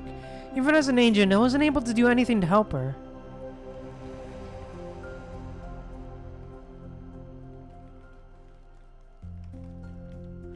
I was already having trouble seeing things then. This area isn't safe. I'll go eliminate the nearby Hedo creature strongholds. Alpha hesitated, worried about leaving Luna alone with her failing eyesight. Are you sure you're going to be okay? I'll be fine. Luna could no longer see, but she could still sense Alpha's presence just fine. Damn. Those Hedo creatures have evolved again. They're dangerous. If left unchecked, we won't be able to set up camp safely here. Wait for me. I'll be back. I'll be right back. After making sure Luna was safely settled despite her blindness, Alpha left the mountaintop. Damn. She lied though. She never came back. Oh damn. She went to get cigarettes and never came back, huh? Yeah, it definitely feels like the end for real, Renala. Definitely. The mutated Hedo creatures appeared in overwhelming numbers, so much so that Alpha wasn't able to hold them back. But I'll be here waiting for her, no matter how long it takes. Luna. I'm sorry I'm so late. This isn't your fault. I'm not telling you this to blame you. She sits there motionless. Like a She sits there motionless, like a fragile porcelain doll. I saw all of this in simulations before.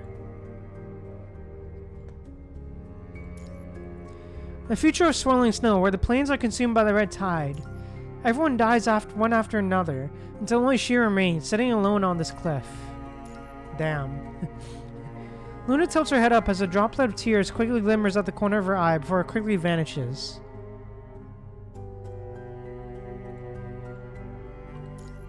Dusk bleeds across the sky as you and her watch the sunset fade, and you wait for the pale moonlight to creep across the earth. And you're no red tide illusion, aren't you? What have you been through?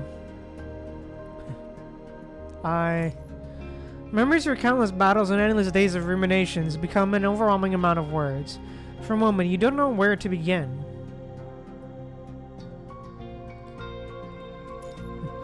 Last we heard, you and Lucia had entered the Hedo Tower. We went through countless battles after that. We managed to escape the Hedo Tower, but Lucia is gone. Oh damn, bro. Those words roll across your tongue like blade's edge, piercing through your numbed mind with pain and stirring up tremors of despair once more. Explain. Your breasts crystallize into ice and fall heavily onto the ground. I brought the Hedo Tower's core back. Maybe we could... But do we really have enough time? I'm not sure. Only a handful of people could delve deep into this technology even when Babylonia's peak. During Babylonia's peak. In your current situation, no one knows how long it would take to unlock the core's mysteries. I'm as good as powerless now. I can only suppress the punishing virus around the human settlement.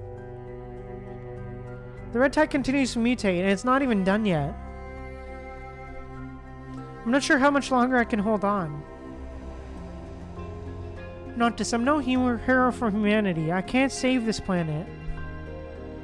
The girl's vacant eyes look in your direction, her gaze distant and still.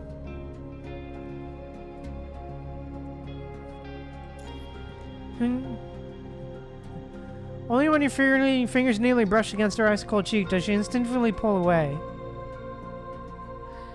This was the price I had to pay. The price for seeing the future? The price the Ascension Network demanded? Yes, the toll the Ascension Network has claimed. There's always a price to see this future. Don't pity me. I need no one's sympathy. This is the path I've chosen, and that's that. I was foolish enough to rely on the Ascension Network to predict the future and try to avoid every path that could lead to their deaths, but none of them was spared in the end. Fate cannot be changed. Except for you, Noctis. Vacant people seem to look past you, fixed on some point in the void. Except for me, what did he see? I saw many things. The red tide drowning the world, and the corrupted spreading across the surface. I witnessed an eternal winter and an endless night. But I never saw you, Commandant.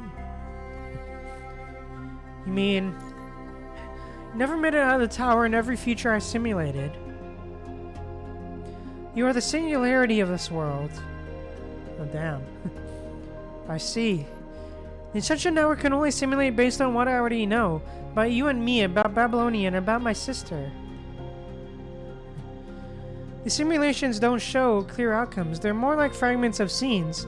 What I can tell you is merely my interpretation of these pieces. Besides you, there's another who never appears in any of my visions. The girl with gray hair. Gray hair, nanami? In all the futures I've simulated, I've never seen her nor any trace of the mechanoids associated with her. Perhaps she is a variable too, or maybe all those mechanoids are. Damn. I tried to probe deeper, but forcing these simulations came at too great a cost. I might be an agent, but it strained me beyond my limits all the same. The information feedback from the Ascension Network corrupted my visual module. I can no longer see those futures. Noctis. This is the last piece of information I can offer you. Thank you, Luna.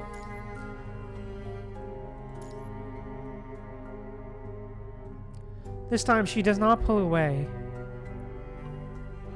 Moonlight washes over the mountain peaks. After what feels like seconds or perhaps minutes, the pale girl steps back slightly to draw herself away from your warm touch. Now, you should go. Time is running out. I can sense it. The punishing virus is about to breach your protective suit. Luna's right. The indicator on your protective suit is slowly turning red. I don't know if you'll find the answer that lies at the end of this path, but I'll hold on as long as I can. Damn. I'll hold out longer to buy you more time. You're the only variable, Noctis. Your escape from this Shadow Tower stands as a sole anomaly in all my calculations. I'll hold out longer until you return. Aw, damn. Alright. You trudge away from the cliff's edge. Behind you, Luna lowers her head slightly, overlooking everything below the mountain with those lifeless eyes of hers. Damn. Beside her stands a false, small, faintly glowing lamp. Seemingly trying to acknowledge what you've done. A meaningless gesture to her, she slowly extends her hand at the fire.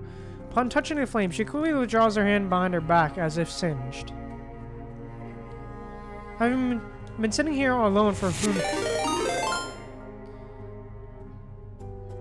who knows how long. She has replayed the scenes from her simulations countless times in her mind.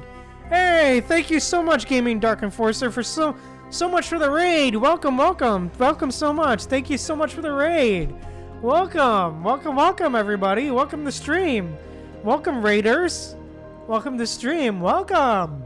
Hope you're doing well. Thank you so much for the raid. Yo, thank you. I appreciate it. Yo. Thank you. Wow. Thank you so much. Hey, thank you. Hey, what's up, Gaming Dark Enforcer? I hope you enjoyed your stream. Thank you so much for the raid. I hope you enjoyed your stream. The Gaming Dark Enforcer just followed. Thank you so much for the follow, the Gaming Dark Enforcer. I appreciate it. Thank you so much. But yeah, how was your stream? Hope it was going well. Hope you had a good stream. The Gaming Dark Enforcer. How was it? But yeah, welcome to the stream. Welcome, Raiders. Welcome.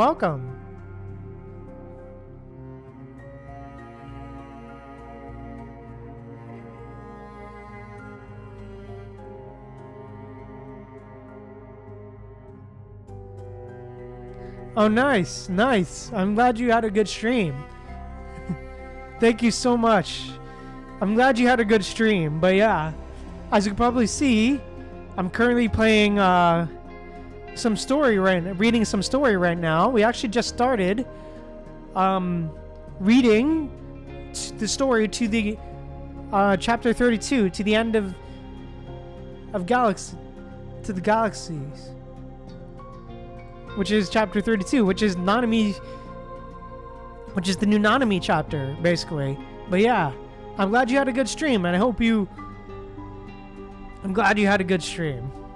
But yeah, welcome again to the chat and to the stream. I hope you enjoy your time here, and I hope you guys stick around. But yeah, thank you so much for raiding. Oh, nice. I hope you're enjoying the story, at least the Gaming Dark Enforcer. I hope you're enjoying the story and enjoying punishing Ray Raven as a whole. But yeah, thank you again so much for the raid.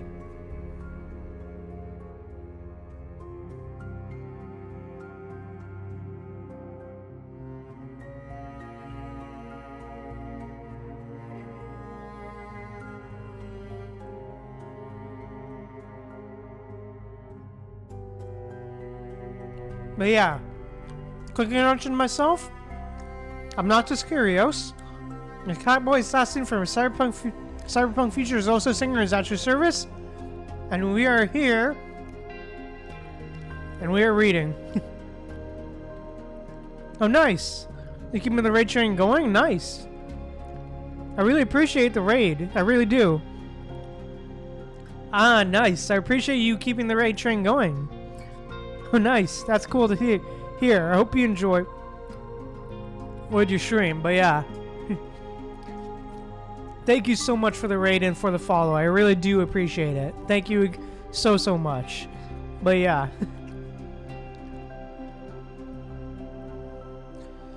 And yeah. Currently reading chapter 32. So yeah. Thank you so much for the love.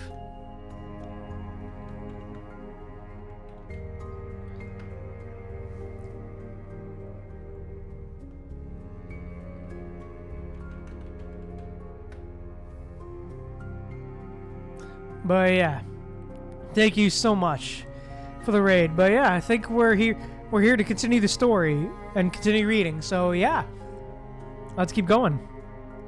Again, I really do appreciate the raid, and hope you stick around and get comfortable in the chat for those of you who don't mind me narrating a story like this, as I'm currently narrating it. I hope you enjoy my narration of the story. But yeah, let's keep going. Having been sitting here alone for who knows how long, she has replayed the scenes from her simulations countless times in her mind. But yeah, currently doing chapter 32. Or meeting Luna. Thank you, Celestial, appreciate it.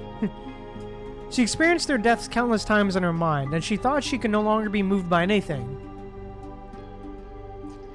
Best of luck, Noctis. So yeah, I hope all of you... Oh yeah, so yeah. I hope everyone watching can get comfortable and get cozy, and yeah. Grab a drink and grab a snack while we read through this chapter. Or at least start reading this chapter. Oh, nice. Thank you, Gamer Dark Enforcer. I really appreciate it. Thank you so much. Oh, 3 a.m. Yeah, fair. Definitely do get some sleep. Sleep is definitely important, for real. Definitely do have a good sleep, Gaming Dark Enforcer. Have a good sleep. Sleep is definitely important. But yeah. Thank you so much for dropping by, and thank you so much for the raid, the Gaming Dark Enforcer. I really do appreciate it. Thank you so much. This is our last chance. The blind girl reaches out once more to touch the young, warm yellow lamp. Alright. So that's what you've learned. Within swaying tree shadows and flickering lamp light stands Vanessa. Of course. The word singularity, mechanoids. Yep, thank you so much. Also, be sure to drop by the Discord and stuff if you want to know when I stream and upload videos and stuff like that. Because I also have a YouTube channel, so Discord. If you want to join the Discord, you're free to do so. So, I also, yeah. But yeah, have a good night. Have a good night, Gaming Dark Enforcer. I hope you have a good night. The world singularity, mechanoids. The fragments of evidence lie scattered like yarn, twisted by fate into an impenetrable tangle. It is impossible for one to know where to start untangling. Kusera Sera. Is it really doable? What's making you hesitate? I don't know. You're not really sure if you have what it takes to fight fate when the future looks anything but promising. Alright. Vanessa keeps walking, the warm yellow light of her lamp now far ahead. Why have you stopped? I was just thinking. You weren't expecting me to comfort you and point you down the right path, were you, Chief of SOS? FOS?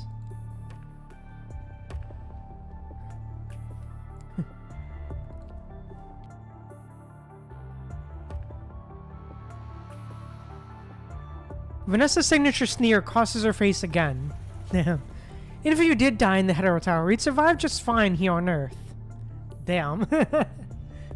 Humanity doesn't need a hero. If you can actually pull off your plan, good for you, but if not... Hush. Vanessa does a hush gesture right when you're about to talk. Oh, damn. You quickly hide with Vanessa and turn off the lights. Over there, see that? Before she finishes talking, you also spot the footprints in the glistening snow ahead. The footprints have not been filled by snow yet. Whoever left them cannot be far. The two of you crouch behind low bushes as Vanessa's eyes scan ahead to see where the trail of footprints lead. Over there. A figure slowly moves through the forest nearby. Not a contract, not a corrupted either. This person appears to be searching for something in the woods, occasionally scurrying through the forest and stopping. Alright. Then his face is reflected in the gleam of snow. Hey, Cravantes! Let's go! Cravantes? The mechanoid with the silver seaweed-like hair looks weary. He glances at the sky before hurrying away. Oh, Cravantes is here. Alright. Okay, interesting. So Cravantes is still around. Alright.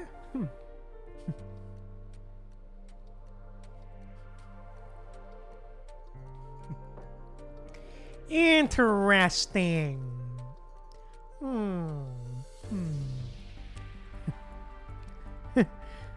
Wonder what Cravantes is up to here.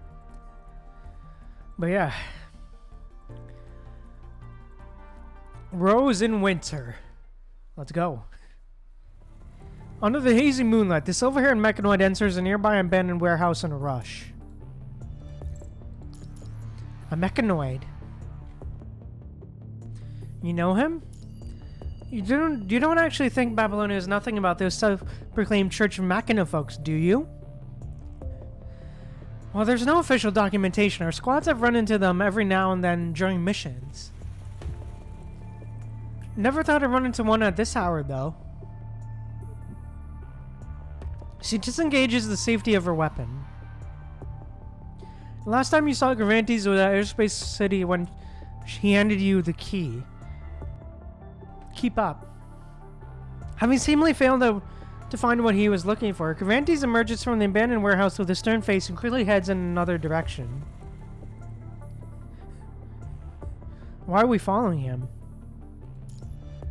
I don't want to deal with some uncontrollable monster out of nowhere that's been corrupted by the red tide. Besides, we had an agreement. He shouldn't be here. Oh. The direction he's headed is toward is close to the edge of our monitor safe zone. The damn mutated red tide is found here all the time, and no one can guarantee it won't infect the mechanoids. Damn, alright. There. The mutated red tide, twisted with otherworldly colors, serpentines its way into the abandoned warehouse that Cervantes has just entered. Out of patience, she draws her weapon. Cervantes flips open the dust-covered felt sheets, violently tearing open the sealed boxes and meticulously searching every corner. This is the last set of coordinates. If I can't find it here. Boxes marked with a familiar logo are stacked at the bottom of the shelf. Found you. But the mutated red tide moves faster than he can react. The iridescent tentacles lurk in the shadows like ash-colored snakes hidden in a furnace, hissing and flicking out their tongues. Oh no! Disregarding the mutated red tide, he leans forward, reaching into the area surrounded by the red tide to grab the box. Damn, bang. A bullet grazes his cheek and strikes the aberrant tentacle with pinpoint accuracy. Who's there? While spinning around, he swiftly grabs the box and turns his gaze toward the doorway. Against the moonlight and the snow beyond the door stands a figure, both familiar yet somehow strange to Cervantes, with a smoking pistol. Oh, damn. Noctis? Even with his visual module recalibrated, Cervantes still has a hard time believing who he's seeing. You lower your gun as Vanessa steps through the doorway. Not bad at all, you still got it after all these years. Aw. Man, I like their banter. Man, honestly, I like Vanessa and Commandant's banter so far, man, in this chapter. Didn't you go into the Hetero Tower? Sage's simulation said you're supposed to be... As you can see, the ever-resilient Commandant has made it out alive again. And what brings you back here, Mr. Mechanoid? We signed a non-aggression pact, if I recall correctly. Yeah, I agree. I'm glad you agree, Celestial, if that's entertaining. A non-aggression pact? Obviously, with limited resources for survival, I have to ensure the safety of survivors. I can't exactly play nice with toasters that can turn into corrupt at any moment. So answer me this, what are you doing back here? No comment. Cervantes, where is nanami?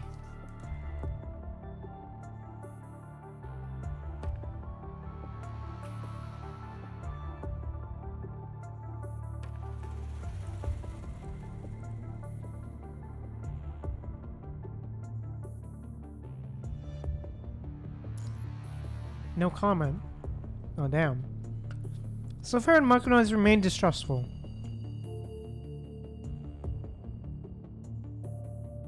He's clearly not going to trust you, especially when Vanessa is standing right next to you. Is this how you Mechanoids treat someone who saved your life? Forget it, Vanessa. Vanti shows no sign of infection and appears lucid. The box in his hands bears a prominent Church of Machina emblem, and... He clearly harbors hostility for unknown reasons, so pressing forward now will be unwise. Perhaps thinking of the same prophecy that is not exactly a prophecy, Vanessa takes a step back as her face darkens. Why did he help me? As the two of you turn to leave, Cervantes suddenly speaks. There seems to be no clear answer to this question. Is it because you go way back with him, or is it because of something else entirely? Regardless of your reason, everything seems to boil down to one simple truth. There's not much I can do anymore. 30 years have passed, and you're no more than just another human now, having lost the Grey Raven, Babylonian, and any support you once had. Alright. You gesture for Vanessa to follow you as you exit the warehouse to head back into the snowy outdoors. What now then, since you just said there's not much you can do anymore? If you just let this one go, it's going to be unimaginably difficult for you to find another mechanoid down the road. We'll take it one step at a time. When the non-aggression pact was signed, most of the remaining mechanoids moved to their designated zone. Perhaps we can still find them there. Just a few steps, you could hear a cold mechanical voice echo from behind the two of you. Hold on. Cavantes? A silver-haired mechanoid stands a short distance away, his pale body almost melting with the snow's gleam on the ground.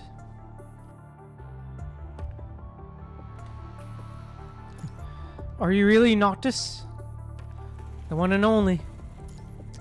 I guess I don't have a reason to fake it. Why was pretending to be the commander when I'd shoot any imposter dead on spot? True. I mean, fair. This is different from Sage's simulations. I couldn't care less who this Sage is, but what will you trust some in simulations of the reality right before your eyes? We have backups of the Raven Commandant's backup biometric data. Everything was cross-referenced the moment the Commandant entered the settlement.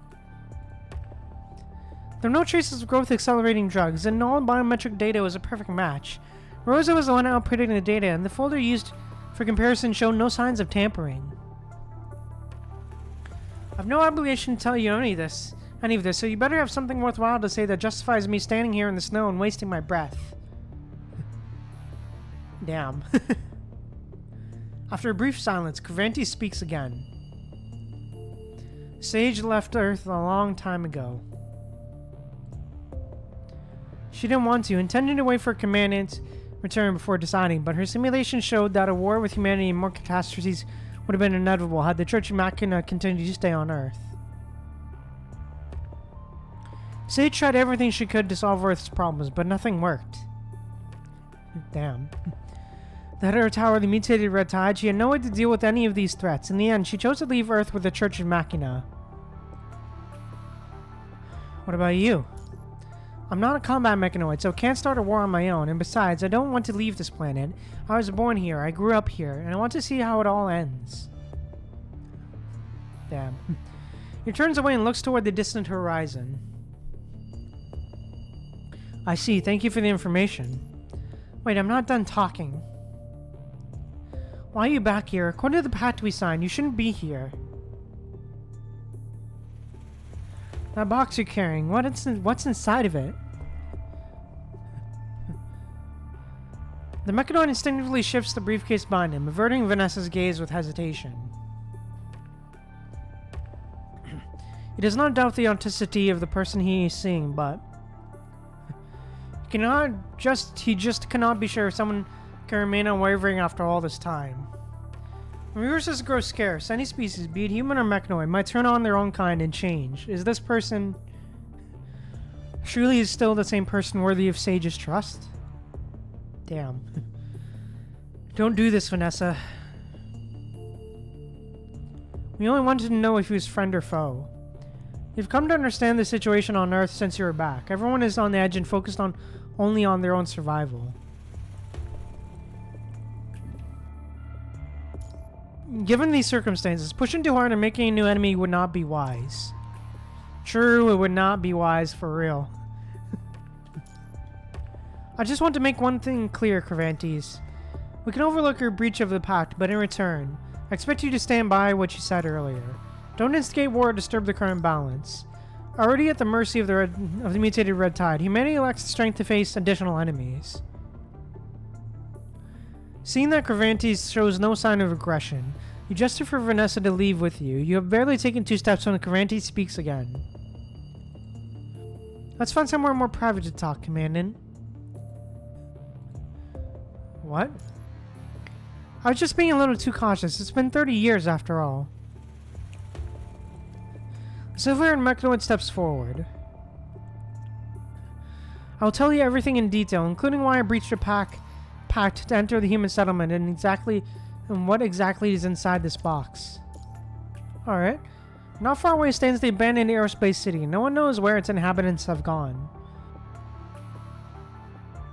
After relocating near the area and discovering this empty city, Rosa made simple modifications to some of the city's defense weaponry and set up her laboratory here.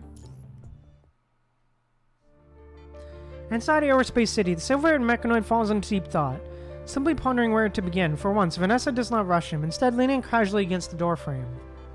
Okay. I don't think I've missed anything. Oh, so this is adult Rosa. Okay. Oh, yo, okay. This is adult Rosa. Oh, hey, yo, okay. I like her design.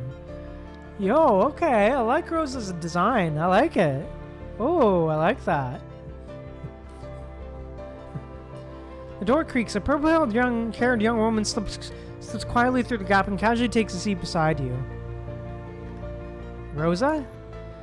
We met in the transmission just now, remember? Rosa? I'm using the frame Asimov left me before he departed, which is why I might look a bit different now. This is way beyond a bit different. Despite having just seen her through a transmission on your way, you still have her hard time believing she's the same little girl she used to be. There's some issues with the data of our experiments, so I had to come right back after analyzing our biological data. That core you brought back is quite complex. Never mind, we'll discuss that later. Let's hear what this mechanoid has to say first.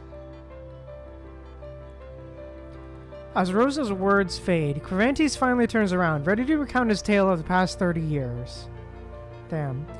The grave of Commandant and Lucia entering the Hetero Tower is the future Sage once spoke of. I already told you why Sage left, and yes, I did stay behind to witness Earth's fate, but at the same time... Outside the window, pristine snow blankets the earth. I am also the tower the Sage left behind. The tower? It is destruction, but also an opportunity. I don't know why exactly what Sage saw in her simulations, but when she left behind a communicator linked to the starship. Things like these are usually non-functional when they are mentioned, which means... Recently, I lost contact with both Starship and Sage. Psst. The mechanoid communicator stopped working? That doesn't sound right, wouldn't you say? Had nothing to do with the communicator. Sage attempted to continue her search for humanity's salvation through simulations after leaving Earth, but she vanished from the space-time turbulence. No one knows where she went.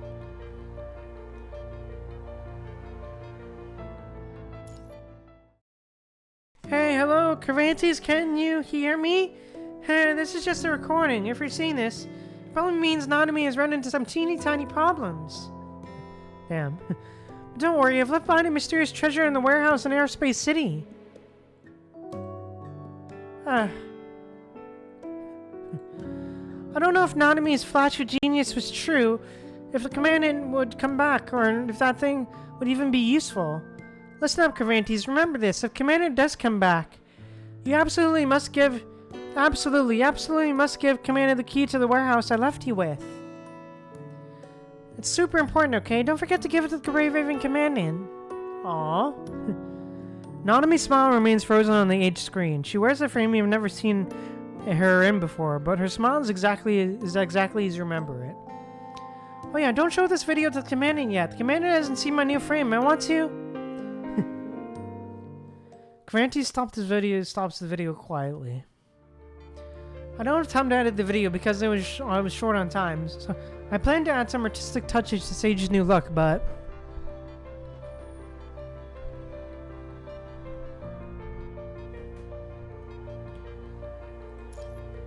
So the box you were looking for at the warehouse is the key to the warehouse Sage left me with, yes. She made several spare keys and kept them in different warehouses. The red tide swallowed up all but one of them. He opens the orange box, and you once again hold the key in your hands. I know where this warehouse is. After carefully examining the key, Rosa reaches her conclusion. Alright.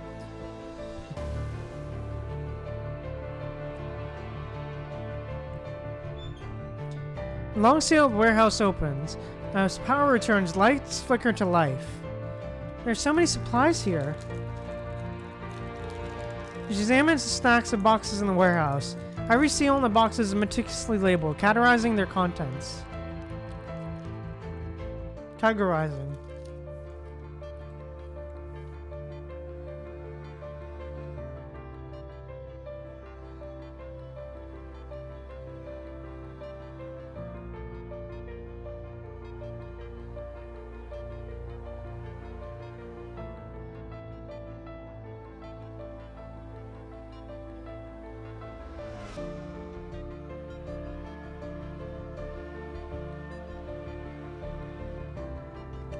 Food. These don't look edible anymore. Winter clothing, basic filters for the punching virus, serum and cold storage. These should still be usable.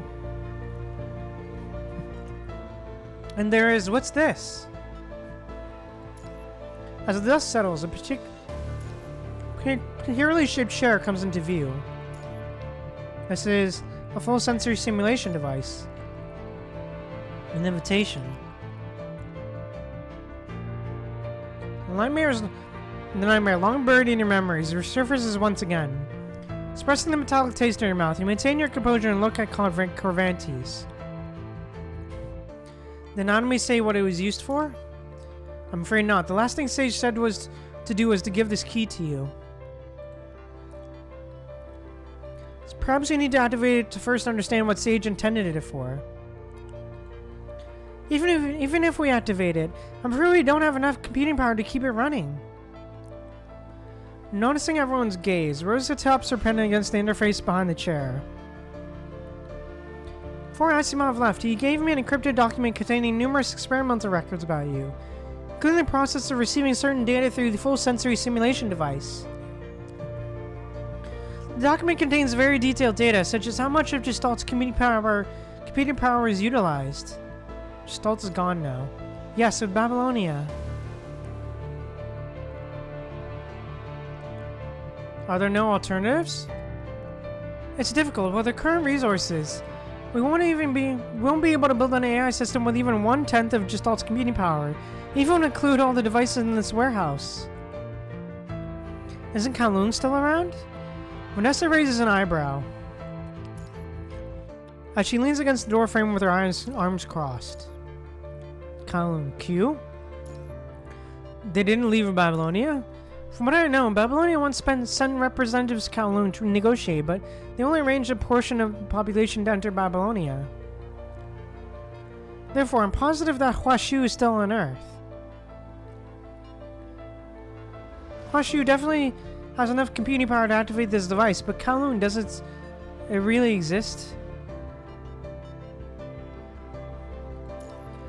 You don't know that for sure what happened in the past 30 years, but the red tide overflowing from the heterozone was already far beyond control before Lucian and you entered the tower. No one knows for sure if the people in Kowloon are still alive. Damn. Silence fills the room.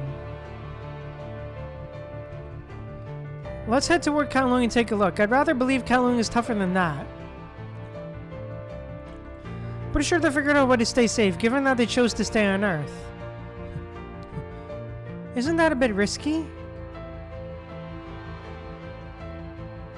Who? Risky? The warehouse door swings open, and bitter wind sighs through the room like blades of snow. Vanessa turns her head with a smirk. Aren't we already taking risks with every breath we take in a world like this? Those of us are still around and are alive because we're the fittest, no? She considers for a moment before coming up with a plan. Call Discord back and have her stand by at the settlement. Emma and I will depart with the Grey Raven Commandant. Our frames are relatively new models, and besides, we can also boost our resistance to the punishing virus to some extent with a mind connection. It's been quite a while. You haven't forgotten how to establish mind connections with constructs, have you, Commandant? Of course not. That's good. Hey, let's go. After a quick resupply and arranging to meet Emma at the crossroads, Vanessa performs one final check of your equipment. The serum count seems off. We don't even think about saving serum for the injured. Combat supplies take priority. Take them with you. Vanessa forcefully stuffs spare serum into your supply bag before taking a step back. They never thought I'd end up standing next to you in this role. With a self-mocking laugh, she adjusts her sidearm. Expedition, give your orders, Commandant. Let's move on, Vanessa and Emma. Hey, let's go.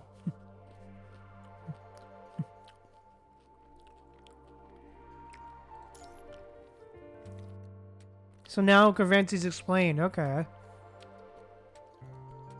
Why Nanami did what she did at the end of the last battle, okay. Interesting, alright.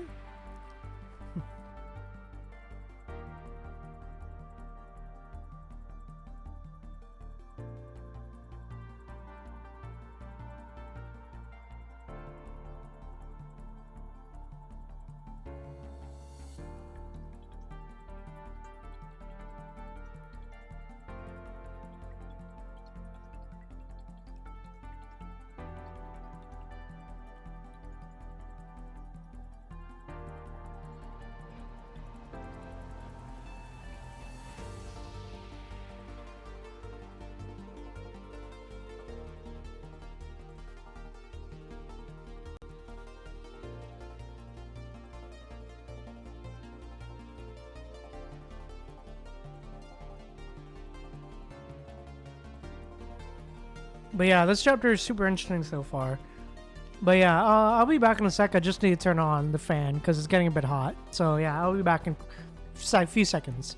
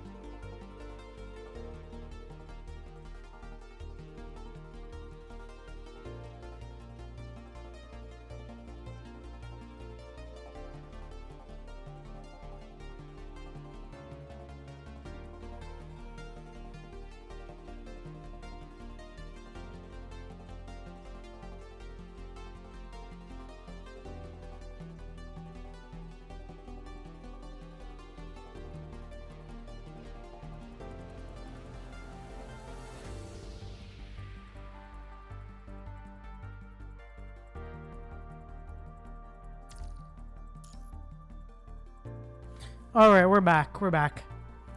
Let's keep going. Solitary City. Kowloon, much earlier.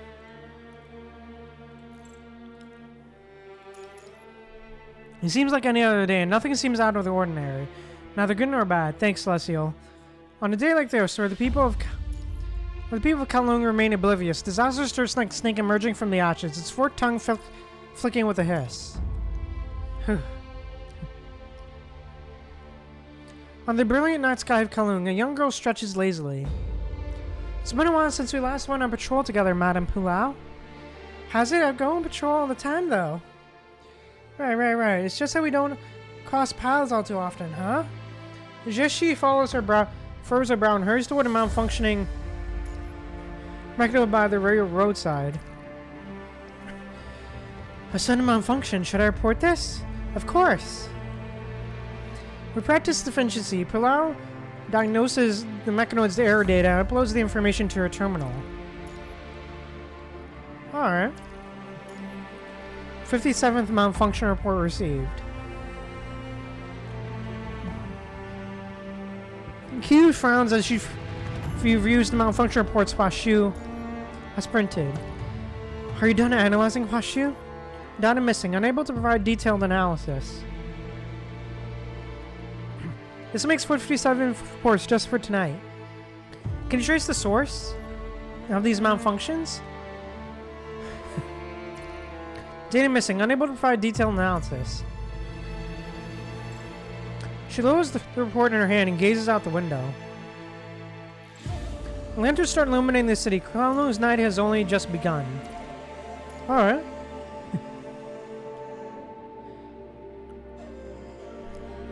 Huashu, what's the status of the Tabula Akasha? All spectators of the Tabula Akasha are currently operating normally. Surface barrier pressure remains stable.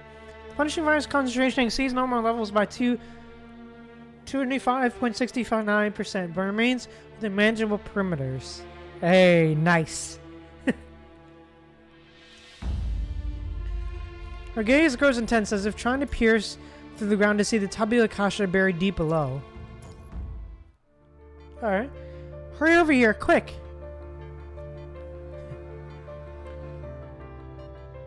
Blood and fire intertwine. A crimson wave surges forth. When least expected. The red tide stop unstoppable even by light wall. The light wall. It batters the outskirts of Kowloon endlessly. Zhizhi desperately pulls up a human caught in the red tide, but she is too late. The person has already stopped breathing. Their district. What's that? Any backup? Survivors located. Upon hearing the comms, Zhizhi quickly wipes her face and rushes to the next rescue point. Alright. Are the minds of the fallen soldiers and Kowloon residents uploaded? All minds of the fallen soldiers and residents have been uploaded according to protocols of the Tabula Akasha. Additional 1,025 individuals are currently in the process of mind compilation uploading. The casualty numbers have far exceeded what Q has anticipated. Ensure the absolute safety of the Tabula Akasha's memory sectors. Understood. She turns around to look at Huashu. Is this the day from the simulation? Q stands before the towering wall of crimson data, her eyes darken with contemplation. The source of the malfunction. Could it be those data reports with inconclusive analysis results? Data missing. Analysis of 135th issue report received thus far indicates 45.37% of malfunctions are caused by the punishing virus. The 135 reports rapidly merge and split across the screen as lines of data are deconstructed and reassembled. What about the rest? Data missing. Unable to provide detailed analysis. The female construct draws a deep breath. Open the lower compartment beneath the Tabula Akasha's inner circuit and evacuate civilians to these shelters. The punishing virus is mutated. Only 45.37% of it matches the original signature of the virus. While the rest remains analyzable. Fuck. Why was that such a hard word to pronounce? What the hell? Suggesting its mutation stems from a realm beyond human comprehension. Also, no one wishes to witness such a terrible outcome, but Q is already aware of the scenario a few days ago through Huashu's simulation. Prepare to receive all Kowloon civilians into the data layers of Tabula Akasha. With a silent bow, the elderly Fushiku fades away into the void. Alright, damn. Time seems to fly involuntarily as the red tide mutates at a speed beyond human comprehension. In just a few years, the punished virus has mutated to a point where ordinary humans can barely resist it, forcing Kowloon's remaining population to continue migrating toward the far north. Lady Q, Babylonia, has sent a comms request. Answer it. Celica's weary face appears in the comms feed. Let's skip the pleasantries. Babylonia can no longer attain the heterozone on the surface. Babylonia is preparing to leave Earth. Oh, Earth's orbit. Ha. The cold mockery leaves Celica silent for a moment. Damn. Almost all of Babylonia's elite squads have fallen, and the 2 remaining Ravens have made several attempts to re-enter the tower, but it's been completely sealed off. The punishing virus is totally out of control now, out of hand now.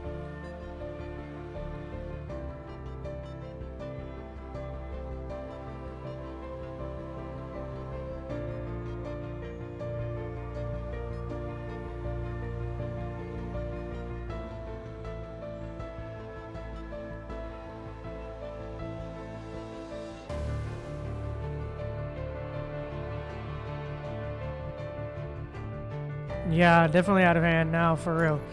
As Celica speaks, the transport ship touches down with a rumble. Staff members rush into the newly landed vessel to tend to the critically wounded constructs and humans. Babylonia is preparing to leave Earth's orbit. All surviving humans constructs on Earth have the right to enter Babylonia and depart with us. Celica lets out a silent sigh. Please send me your list of evacuees and transfer zones. Babylonia dispatched transport ships. The designated locations. The operation codename would be Departure. Alright. The transport ships in Babylonia arrived and departed with over 100 Kowloon citizens and refugees from the conservation areas who had sought shelter in Kowloon. After watching the transport ships disappear into the distance, Q turns to face the residents gathered below the platform. This is your last chance to leave.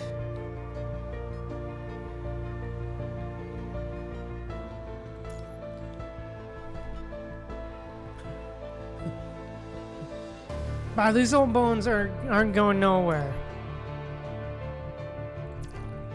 The young bones aren't leaving either. They're still on saying Kowloon. Fallen leaves return to the roots. Wherever roots are, this is where we'll stay. Who knows what might happen in that shifty Babylonia? One wrong step and boom, down you go. Damn. I'm not about to live up there when my feet can't touch the earth. The elder's words draw scattered chuckles from the crowd. That's right, wherever Kowloon is, there I will be. There I will be. After years in exile, Kowloon has suffered heavy losses, even the protection of the Tabula Akasha. This once prosperous city-state has been reduced to the mere thousands gathering here. Q stands on the elevated platform, gazing down at our people below. Hey Q, what should we do now? As the one leading one is left of the Pulau crew, she knows all too well that nothing about this is simple. The seeds of civilization have been preserved by Babylonia, and for those who have chosen to stay. As long as this is their will, no one can force them to leave their homeland.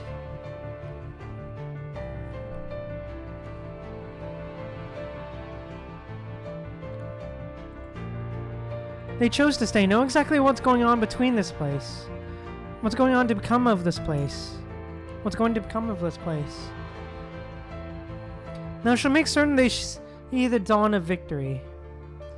The glory of Kowloon shall be eternally recorded in the Tabula Akasha, and the will of Kowloon shall be passed down here for all generations to come. Huashu.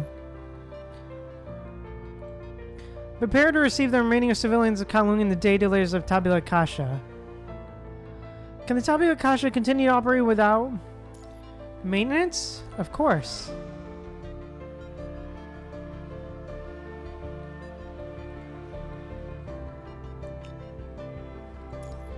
The usually proud construct shows a rare smile. After comforting Pulau, Q turns her gaze to the residents below the platform. Oh? These are the words she leaves unspoken. Damn.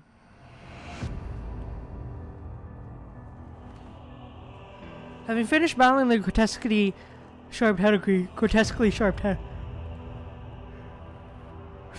creatures, Q leans against a stone pillar and gazes at the endless snowfall above, unable to remember how many days it's been since the battle began. Hashi, what's the status of the Tabula Akasha? All sectors of the Tabula Akasha are currently operating normally. Surface barrier pressure remains stable. The Paradise virus concentration exceeds normal levels by 38.69%, but remains within manageable parameters.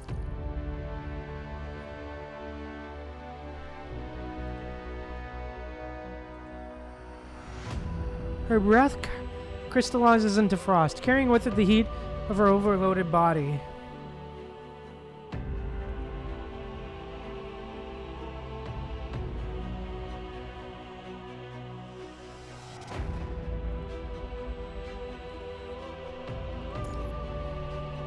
Alright. How long has it been since I firstly uploaded a defined Pulao into the Tabula Kasha? Q cannot help but wonder. Damn. It's been 25 days since the Tabula Kasha was completely sealed. Time sure flies. Damn. Time accumulates at ancient tomes and old study. Even Q, despite her constant vigilance, occasionally loses track of time. Do you feel lonely? Faint whispers hum in the air within the red tide. Why would I? Her long sword in hand, she answers the murmurs churning in the filth. Q is weary, but her gaze remains as sharp as ever. The doors at the top of the Kasha stay shut behind her, the rumble of its closing still ringing in her ears. The employees locked behind Prember's locked both Calamities and herself outside the country's gates on that day, keeping her people safe. Alright. They're all inside. The people come first, the state second. Well, it's alright. It will make sense when you're older. Aw, young Q. Behind me is Kowloon, the land and people I've sworn to protect. With unwavering eyes and a clear mind, she faces the Crimson Tide before her. They have long abandoned you. The red tide turns and coalesces into twisted humanoid shapes. A scornful smile crosses across Q's lips as her blade cleaves through the air, cutting several crimson shadows in a single sweep. It is the sovereign's divine duty to guard the gates to her land. What right do you have to question the laws of Kowloon? Having repelled another assault from the mutated red tide, Q whips her long sword clean as she stands alone amidst the winds and snow. Behind her, the Tabula Kasha continues its eternal peaceful operation. Until the day her life comes to an end. Oh damn. It's been 4,772 days since Tabula Kasha was sealed. Correction, it's been 475 days since Tabula Kasha was sealed.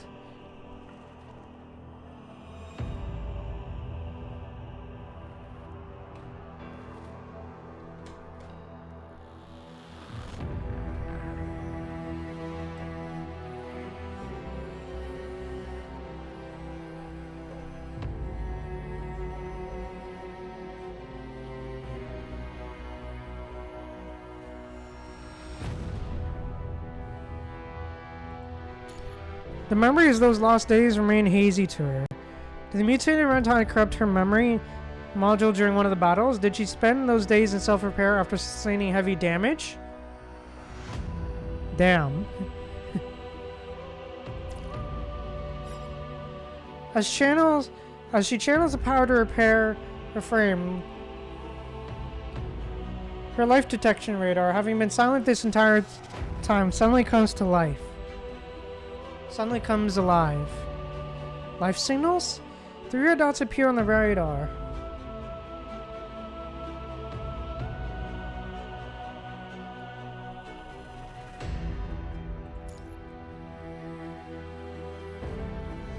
Hush you, run a diagnostic on my frame. New diagnostic on my frame. Diagnostic complete. Frame damage at 23.89%. No significant anomalies detected in the radar module. Gripping a longsword, Q rises to her feet once more. In a world like this, no life form is truly harmless. She's driven away both mechanoids and humans who sought to claim the Tabula Kasha for themselves. Through the howling blizzard, she adjusts her blurry visual module appear ahead. Damn, alright. Is this it? Don't trust my positioning system? The snowfall intensifies, and through The haze. You make out some of the pillated buildings. The pillated buildings of Kowloon in nearby valley. You have put in a little effort to remove the frost that has formed on your goggles. You find it difficult to imagine anyone alive in a place like this. Damn, alright. Step back. Before you reach the building, a piercing blade of light cleaves through the blizzard, carving a deep chasm in the ground before you and Vanessa.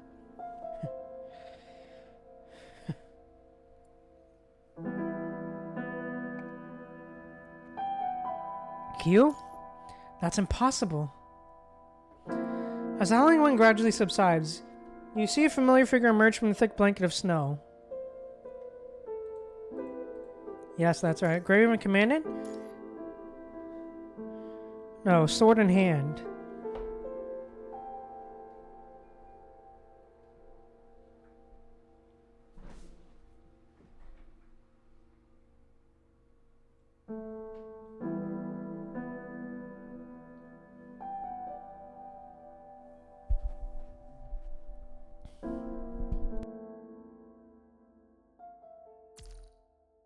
Impossible. How did you make it out of that tower?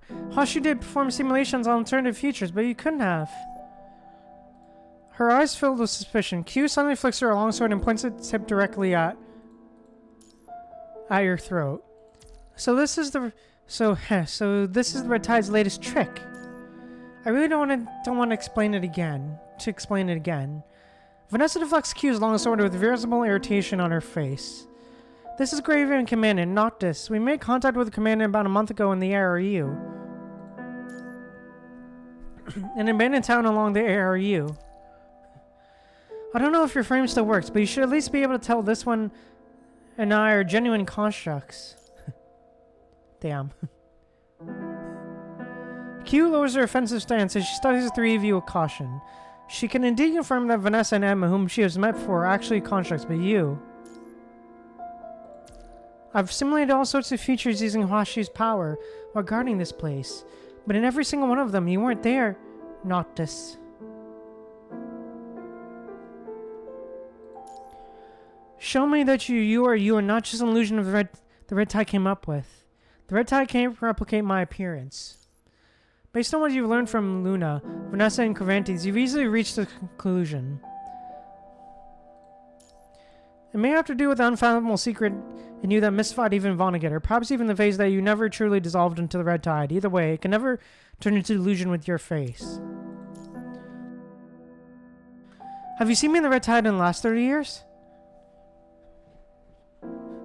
Never mind the illusions. Vanessa and Emma wouldn't have trusted an imposter. What does everyone stand to gain from impersonating some commandant from 30 years ago?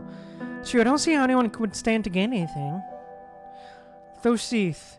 Her longsword remains positioned for a quick draw. A hint of caution still lingers in her eyes. Time flows like a fleeting shadow. 30 years have passed, and she cannot be certain that the person before her is the same person she used to know. But she knows that she has to protect her people. Noticing Q's continued vigilance, she stepped back with Vanessa, a gesture to show that three of you mean no harm. As the tension eases, you take this chance to ask Hoshu simulations Q mentioned earlier. About Hoshu simulations. Alright. You said Hoshu did simulations on the future. Yes, shortly after your disappearance. Babylonian informed me of your entry into the Hetero Tower and that you and Lucia never showed up on the day you were scheduled to be picked up. Everyone knew you and Lucia had gone missing. Sensing something was wrong, I began new simulations with Hoshu. The results were absolute. No matter how many variables I added, there was only one outcome regarding you. Damn.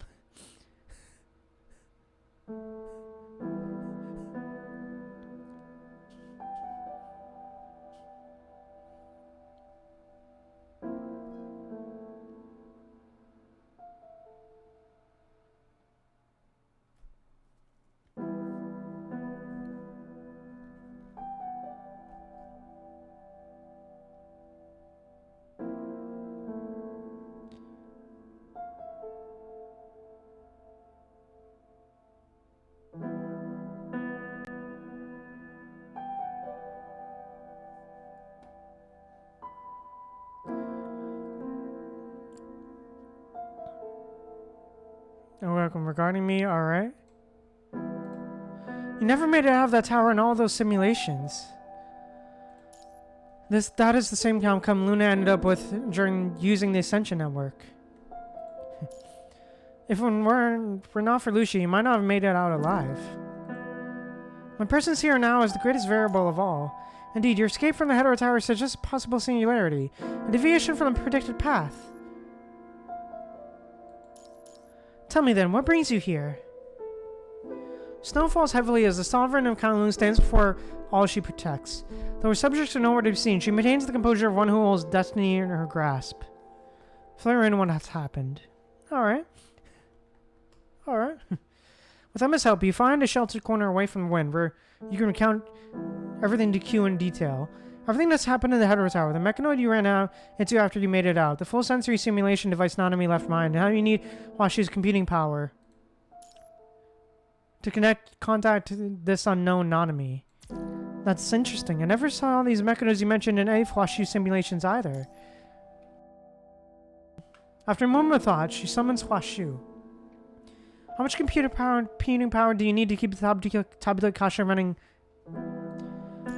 at full capacity? 35.18%.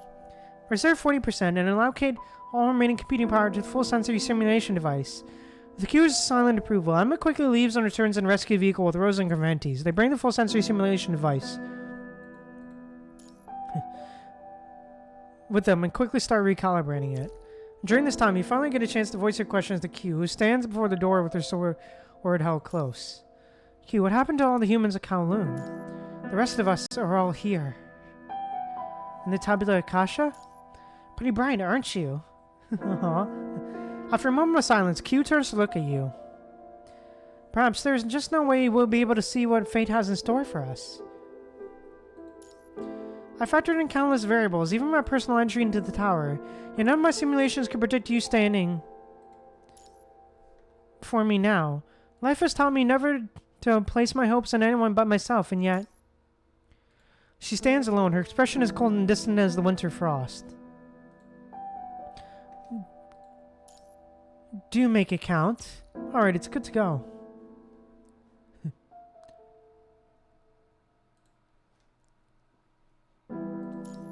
Right then, Rosa calls out your name.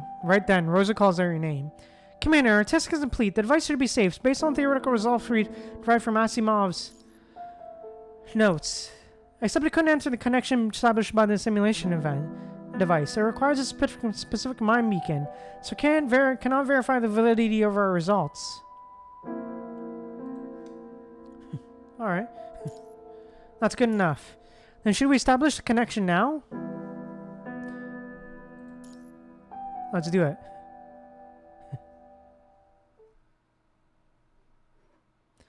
As the thick curtain of night falls, a pink-haired construct in an immaculate cloak materializes in the wilderness. Ravenous winds whip up through the merciless snow. Alright.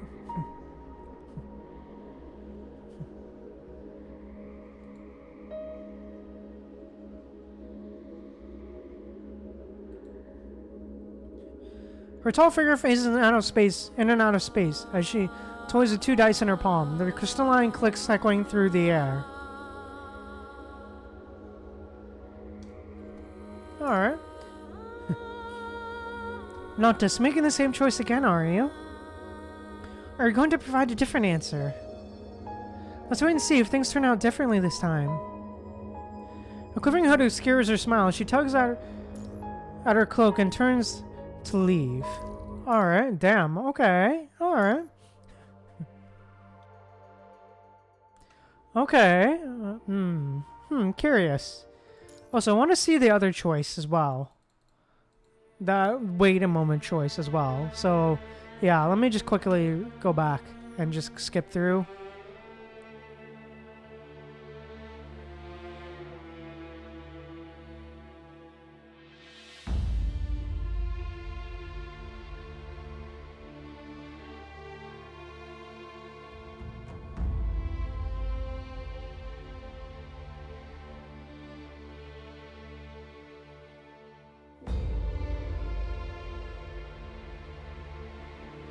Yeah, for real. On time loop for real, Celestial. Rewinding time for real.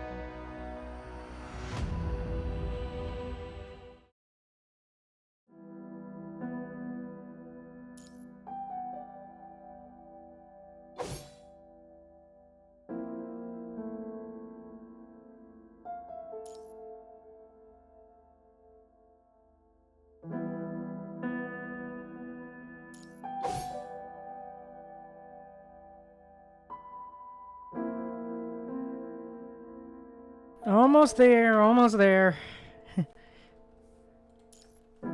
We're almost there!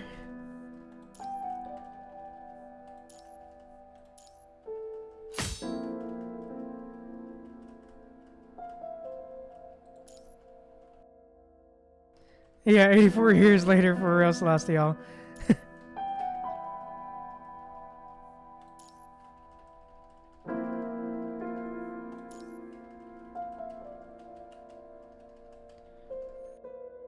Spam, spam, spam, space. Spamming the space bar.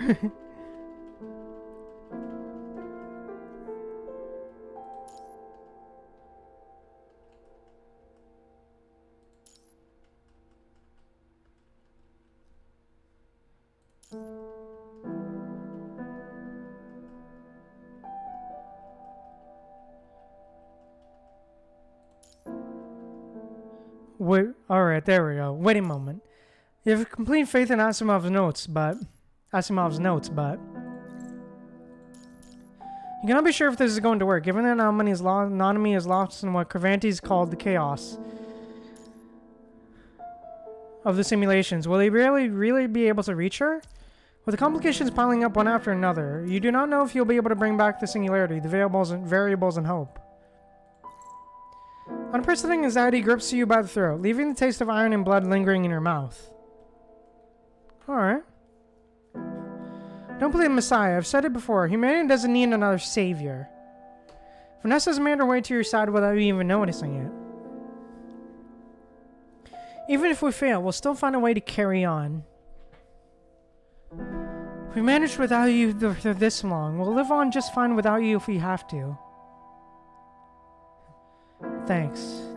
Psst. Go on then. The sooner you leave, the sooner you'll be back. I'll wait right here. Don't worry. I'll be the first thing you see when you open your eyes. And if you can't open your eyes, I'll just drag you to the hills and bury you. Hey, I'm kidding. Don't look at me like that. We could just give up now. Head straight back to the settlement. We might even make it in time for dinner. Nah. You've come too far to call it quits now. Not to mention Lucia is still waiting for you in the distant past. Oh, yo. The art. I'm ready. Establish connection. Yup.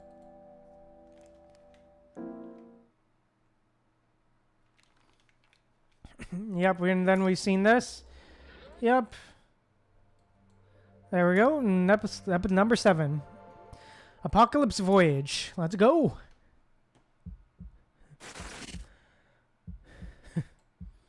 Your mind burns in the darkness as your consciousness rots away. Every cell in you seems to be breaking apart and reconstructing itself. Mottled colors fill your vision.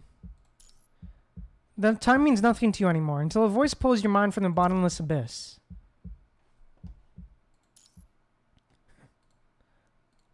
Alright. Be careful now, the star. The star? You cannot even be sure if your eyes are open, but you seem to hear Huashu's voice drifting in and out as it travels across the distance to reach you. Anomaly detected. Anomaly in memory storage. Legal access. If you fail, I is gonna tease you about it. Beep. Huashu falls completely silent. Huashu? A hazy light appears before your eyes. What is this place? Ah! A girl with strange little girl with strange goggles crashes hard onto the ground. Yikes, that must hurt. The hero girl quickly helps the little girl up from the ground. I told you this would be a good place to move around, the star. Nanami? And this... Is this place Nanami's memory storage module? Has the full sensory simulation device connected you to Nanami's memories? Nanami! Nanami! Nanami and the mechanoid are right before your eyes, and yet your voice cannot seem to reach them, no matter how hard you shout. It's as if you're covered by a heavy transparent veil. Alright, we're going to head home now with our comrades here. Nanami squints her eyes playfully as she checks off items in an imaginary notebook. Alright, let's go. Time for us to head back to the Church Machina. She raises his arms high while riding on power, looking like a little general returning from victory. Nanami! Again, your shout falls on deaf ears. Quickly recall the clues from before your departure. From what you recall, Cavantes did mention this situation. Last thing I heard from this starship was that the sage attempted to continue her search for humanity's salvation through simulations after leaving Earth, but she vanished into space-time turbulence. Into the space-time turbulence. No one knows where she went. If our hypothesis is correct, and you manage to contact Sage through full sensory simulation device, her consciousness might become lost with her in the space-time turbulence. Sage has experienced many extraordinary encounters, and I can't be certain which point in time you might find her. It could take a while before you discover the singularity that can wake her up. There's no doubt this is going to be a long journey. Oh boy, fun! Meep beep, Nanami's back! Power enters the Church of Machina like a small tornado with its master. The Grand Hall, usually filled with clicking and whirring of machines, is unusually quiet. The handful of semi-awakened machines slouch listlessly in the corners. Why are we all looking like this? Come on, Nanami's back! Welcome backstage. Arcana hurries out from the corridor on the other side. Where did everyone go? I'm not seeing anyone here. They've all gone out on urgent missions to retrieve or contact their comrades that are scattered across the world. Not long ago, the Great Tower detected that the liquid called the Red Tide around the Head Tower has begun to mutate. In the past, the Red Tide could not harm mechanoids unless there was direct contact. But since this mutation, it's been actively devouring semi-awakened machines. Damn, okay. That Red Tide mutation? Furrowing her brow, Nanami searches through her mind for these two key words. Oh damn, alright. Among all the worlds she has seen, she wonders if there was ever an ending like this. Sage, have you heard anything from Babylonia? Nope, I haven't read anything from them yet. The gray-haired girl opens her terminal and makes an exaggerated show of filtering through message from Babylonia. The Grey Commander and Lucia haven't made it out of the Hetero Tower. It's been 1825 days since they entered the tower, and we haven't heard from them since. I think it's safe to say they're lost in there. Xavier theorizes that the mutated Red Tide might be related to the Hetero Tower, but we haven't figured out the exact composition of this mutation. Oh my, I had no idea it's been so long since they went in. Nanami was wondering why she hasn't seen Commander for so long. I thought Commander had forgotten about me. Did someone just say something? No, Sage. How's your frame, by the way? It's holding up just fine. Nanami's frame is the toughest of them after all. You haven't been searching around the Hetero Tower, have you?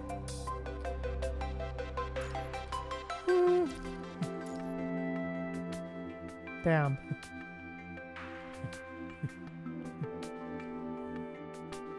Nanami glances around nervously before darting into Xavier's magic workshop. Regardless, Sage, you have to make a decision now. Arcana follows right behind Nanami, refusing to let her dodge the subject. It's been a while since the Grey Commander went missing, and the mutated Red Tide now threatens the safety of the mechanoids. Hold on one second. Let Nanami just quickly finish this thing here. Nanami pouts as she mumbles to herself and rummages through drawers and cabinets in search of something. Sage, we're out of time. She shakes her head, somewhat frustrated. I can hear calamity is approaching, change is imminent, and the world has fallen into deep slumber. Before that happens, we must be prepared. The Great Tower is ready to depart at any time, and Xavier already has the starship modification materials ready. Nanami remembers leaving that thing somewhere around here. Nanami pays no attention to Arcana's words as she continues to stretch. Damn. Isn't a problem we could solve by avoiding its age. In this calamity, mechanoids and humans cannot coexist. It's just Nanami is avoiding anything. I'm not avoiding anything. Arcana lets out a soft sigh. Wheel of Fortune has betrayed the Church Machina and taken with him a group of awakened and semi-awakened mechanoids. This is the second piece of news I wanted to share with you. Damn. The changes brought by the mutated red tide spell trouble for the Church of Machina. Some mechanoids firmly believe that humans are to blame for all these unfortunate changes, that humans have polluted this world, invaded this world, and made this world worse. Isn't it obvious? His joints click and clatter as he fidgets with the components. Ever since they fled the Church of Machina with the Emperor, his life has clearly taken a turn for the worse. No one would spare him any fuel, let alone maintain his frame for free. Only fortune, Sage is yet to hold you accountable for taking Schultz away. Held me accountable? If Schultz's desire to claim Airspace City for our mechanical brethren counts as a crime, I can't think of a more beautiful way to describe him. Our time has come, Arcana, Mother. Hand over Schultz, and Sage might just pardon you. You're mistaken, Mother. I didn't come back seeking anyone's forgiveness. I simply believe all our comrades have the right to know the truth. And the truth is, Earth should be ours now. The era of machines has come. We shall purge humanity, claim Earth for ourselves, and we'll fight off the punishing virus. We shall become the new dominant species on Earth. That's not what Sage taught us. Sage taught us that we should live in harmony with humans. I, Wheel of Fortune, am also apostle of Sage's mechanical will. My comrade, if we could offer the entire world to Sage, why should we confine ourselves to the petty Church of Machina? Damn. Nanami doesn't care about ruling the world. Nanami puffs up her cheeks and puts her hands on her hips. So Wheel of Fortune only managed to take away a small portion of the gears. Most of the remaining mechanoids still hold your will. As supreme. Damn, alright.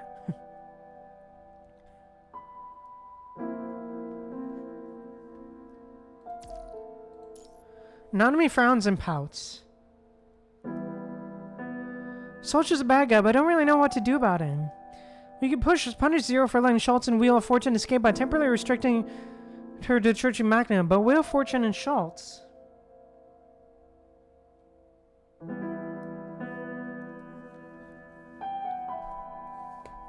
Damn.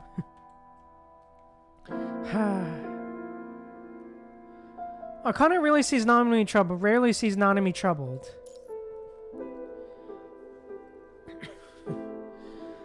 She truly does not know how to deal with these wayward brethren. Attempting to destroy Schultz's core consciousness was already a drastic measure for her, but can a mechanoid's consciousness really be destroyed that easily?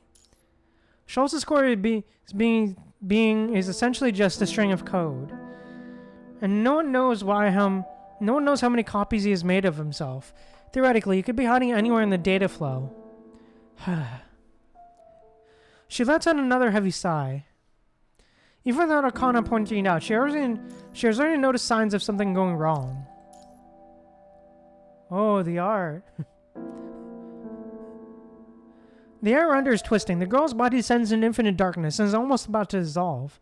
She slowly reaches out her hand and the magnetic pull grows steadily stronger. The countdown begins to tick quietly. There's no time left to waste. Once awakened machines develop their own consciousness, the Church of Machina becomes powerless to stop their actions. If this continues, Schultz and the Wheel of Fortune will not be the last mechanoids to leave the Church of Machina. Judging from the perspective, are they truly wrong? Nanami finds herself unable to judge, but one thing she knows for certain. She recalls the future she saw during the Gestalt simulation, a world of darkness and depravity, of deathly frost, where mechanoids waged never-ending wars, consuming every inch of land beneath them. Nanami doesn't want a future like that. Nanami digs deep into Xavier's magic workshop and receives a crude blueprint.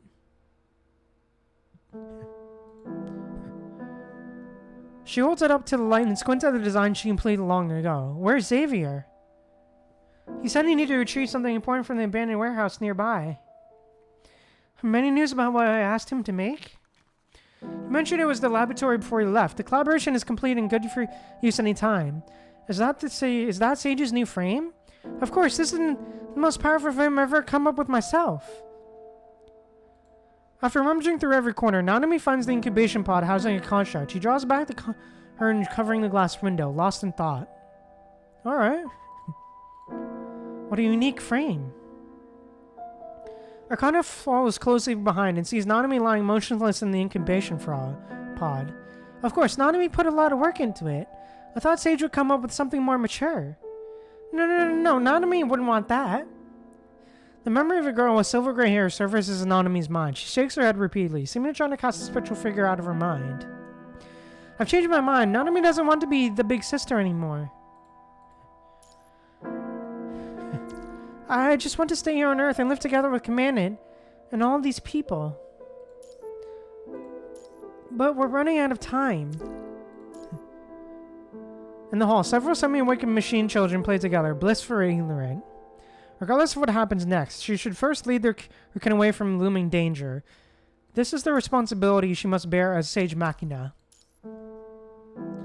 As for Babyloni and the Grey Raven Commandant, I want to check the area shortly after Commandant and Lucia enter the tower. A knowing look crosses Arcana's face. Of course I had to check it out. I had to make sure that huge thing wouldn't become a threat to our kind. But when I got here, the tower is completely sealed off. There's no way Nanami or the other Grey Ravens can make it here and the tower is still sealed. We won't be able to find the Commandant even if we force a way in. I've tried that already. The new frame was designed to see if we could break through that barrier, but now it seems that even if we force our way in, we still wouldn't be able to find the Commandant. Plus, your current frame was severely damaged from when you forced your way into that tower. Hey, it's not just the Hetero Tower. I made the frame for a different purpose anyway. Nanami made it for smoother simulations data space, but none of that matters now. What matters is we're running out of time. She frowns, feeling the pull of gravity tugging at her. Time is truly running out for both mechanoids and humans alike. Sage! Mother! The star, what's wrong?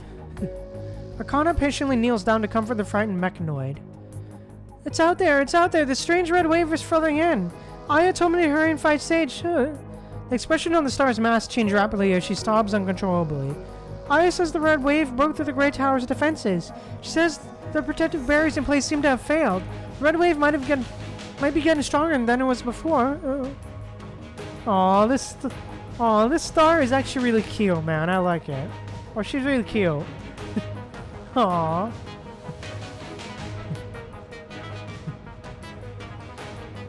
The red wave has already flooded into her hide-and-seek spot in the outer layer of the Great Tower. The mutated red tide has breached the ruins? Says Arcana with a furrow. This is bad. Hikema, Trailblazer, and Zero have all left to rescue our comrades nearby. Hey, you've still got me here. With practice movements, she connects each port from the incubation pod to her frame, one by one. Let's show them what this new frame is made of. The star, take your friends out there with Aya to our secret hideout. Oh, okay. Yeah, adorable for real, Celestial. This might be too hasty. Xavier isn't even here. Have faith in a great sage. Nanami is pretty amazing. After activating the incubation pod's button, Nanami gives Power a cheerful pat, her eyes crinkling with a smile. See you later, Power. Here comes Nanami the Knight. Aww. Hey. Nice.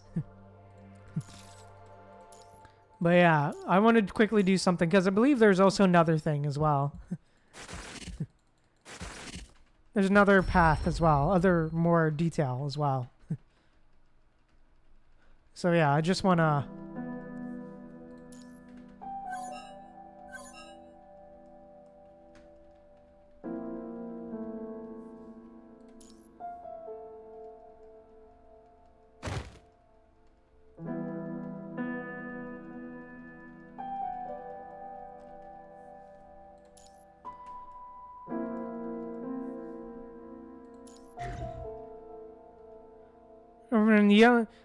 Nanami and the Mechanoid rep before your eyes, and yet your voice cannot seem to reach them, no matter how hard you shout. It's as if covered by a heavy transparent veil. And back home now with comments here. Nanami squints her eyes and palely chucks. But no bug. Alright, then let's get back to your Machina. Nanami. Shouts and fall on deaf ears. Quick recall clues from before your departure. From what you recall, Cavantes did mention this situation. The last thing I heard from the starship was that Sage attempted to continue search for humanity's salvation through simulation after leaving Earth, but she vanished into time-space turbulence. No one knows where she went. If our hypothesis is correct, he managed to contact Sage through the full sensory simulation device. Her consciousness might become lost with her in space-time turbulence. Sage experienced many extraordinary encounters, and can't be certain which point in time you'll find her. It might take a while before it discovers singularity that can wake her up. This might be a long journey. There's no doubt this is going to be a long journey. True.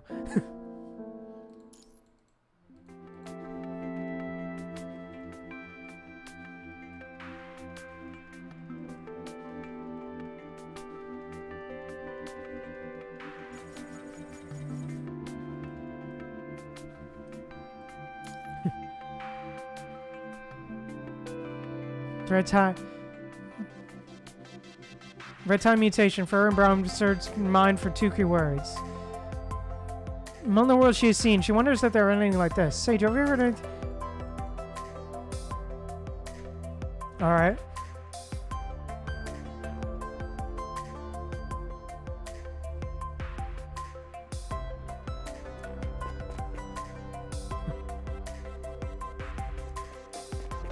Okay, yeah, I think that's it. Oh, it's literally just flashback. Alright. Yeah, okay. Yeah, I think this will probably be the end of the stream for today. That was probably the last node we'll probably do for today.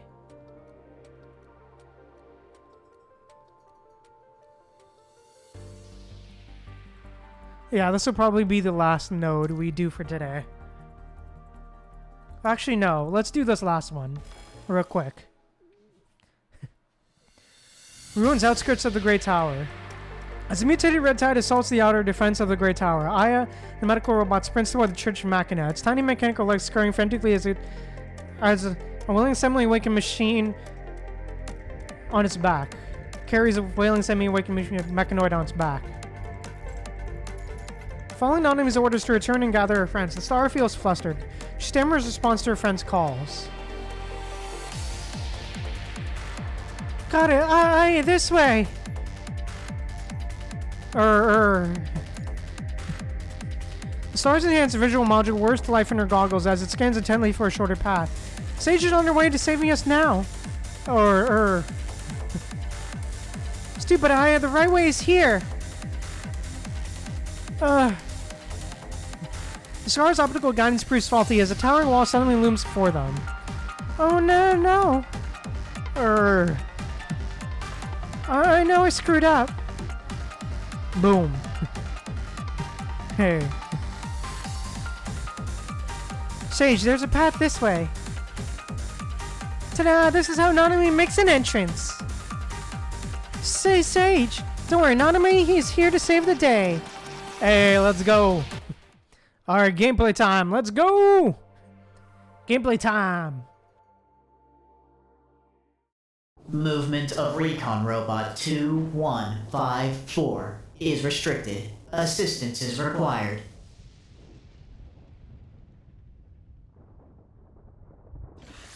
Alright, let's go. Alright. Thank you for helping. 215. Attention. Signs of abnormal life form activity detected. Sure, pro skills. Sure, Why Celestial. do they look like this? Well, doesn't matter. I'm sending all of you back to the Red Tide. Go! Yeah! Easy peasy! Hey, Hello, let's go. Becky. Hello. This is Recon Robot 2154. Are there any more recon robots trapped around here, Reki? Signs of life detected. Please follow 2154. Aw, this is cute.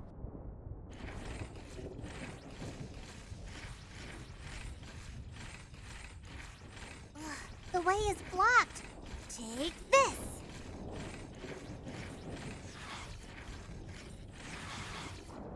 Huh? Easy peasy Help! Oh, damn. Alright. Battle Robot 3274. Activating battle mode. Alright. Yeah! Hey, let's go.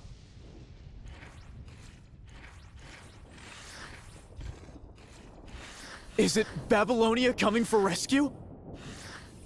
It's Nanami. But I guess you could also interpret it as Babylonia. The red tide here sure is fierce and scary. This is because of someone looking pale from head to toe. The red tide changed as soon as she got here. She came, but left.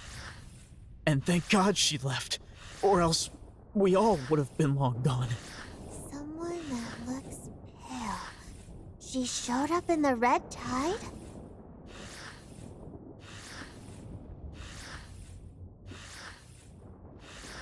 Attention! Signs of abnormal life form activity detected.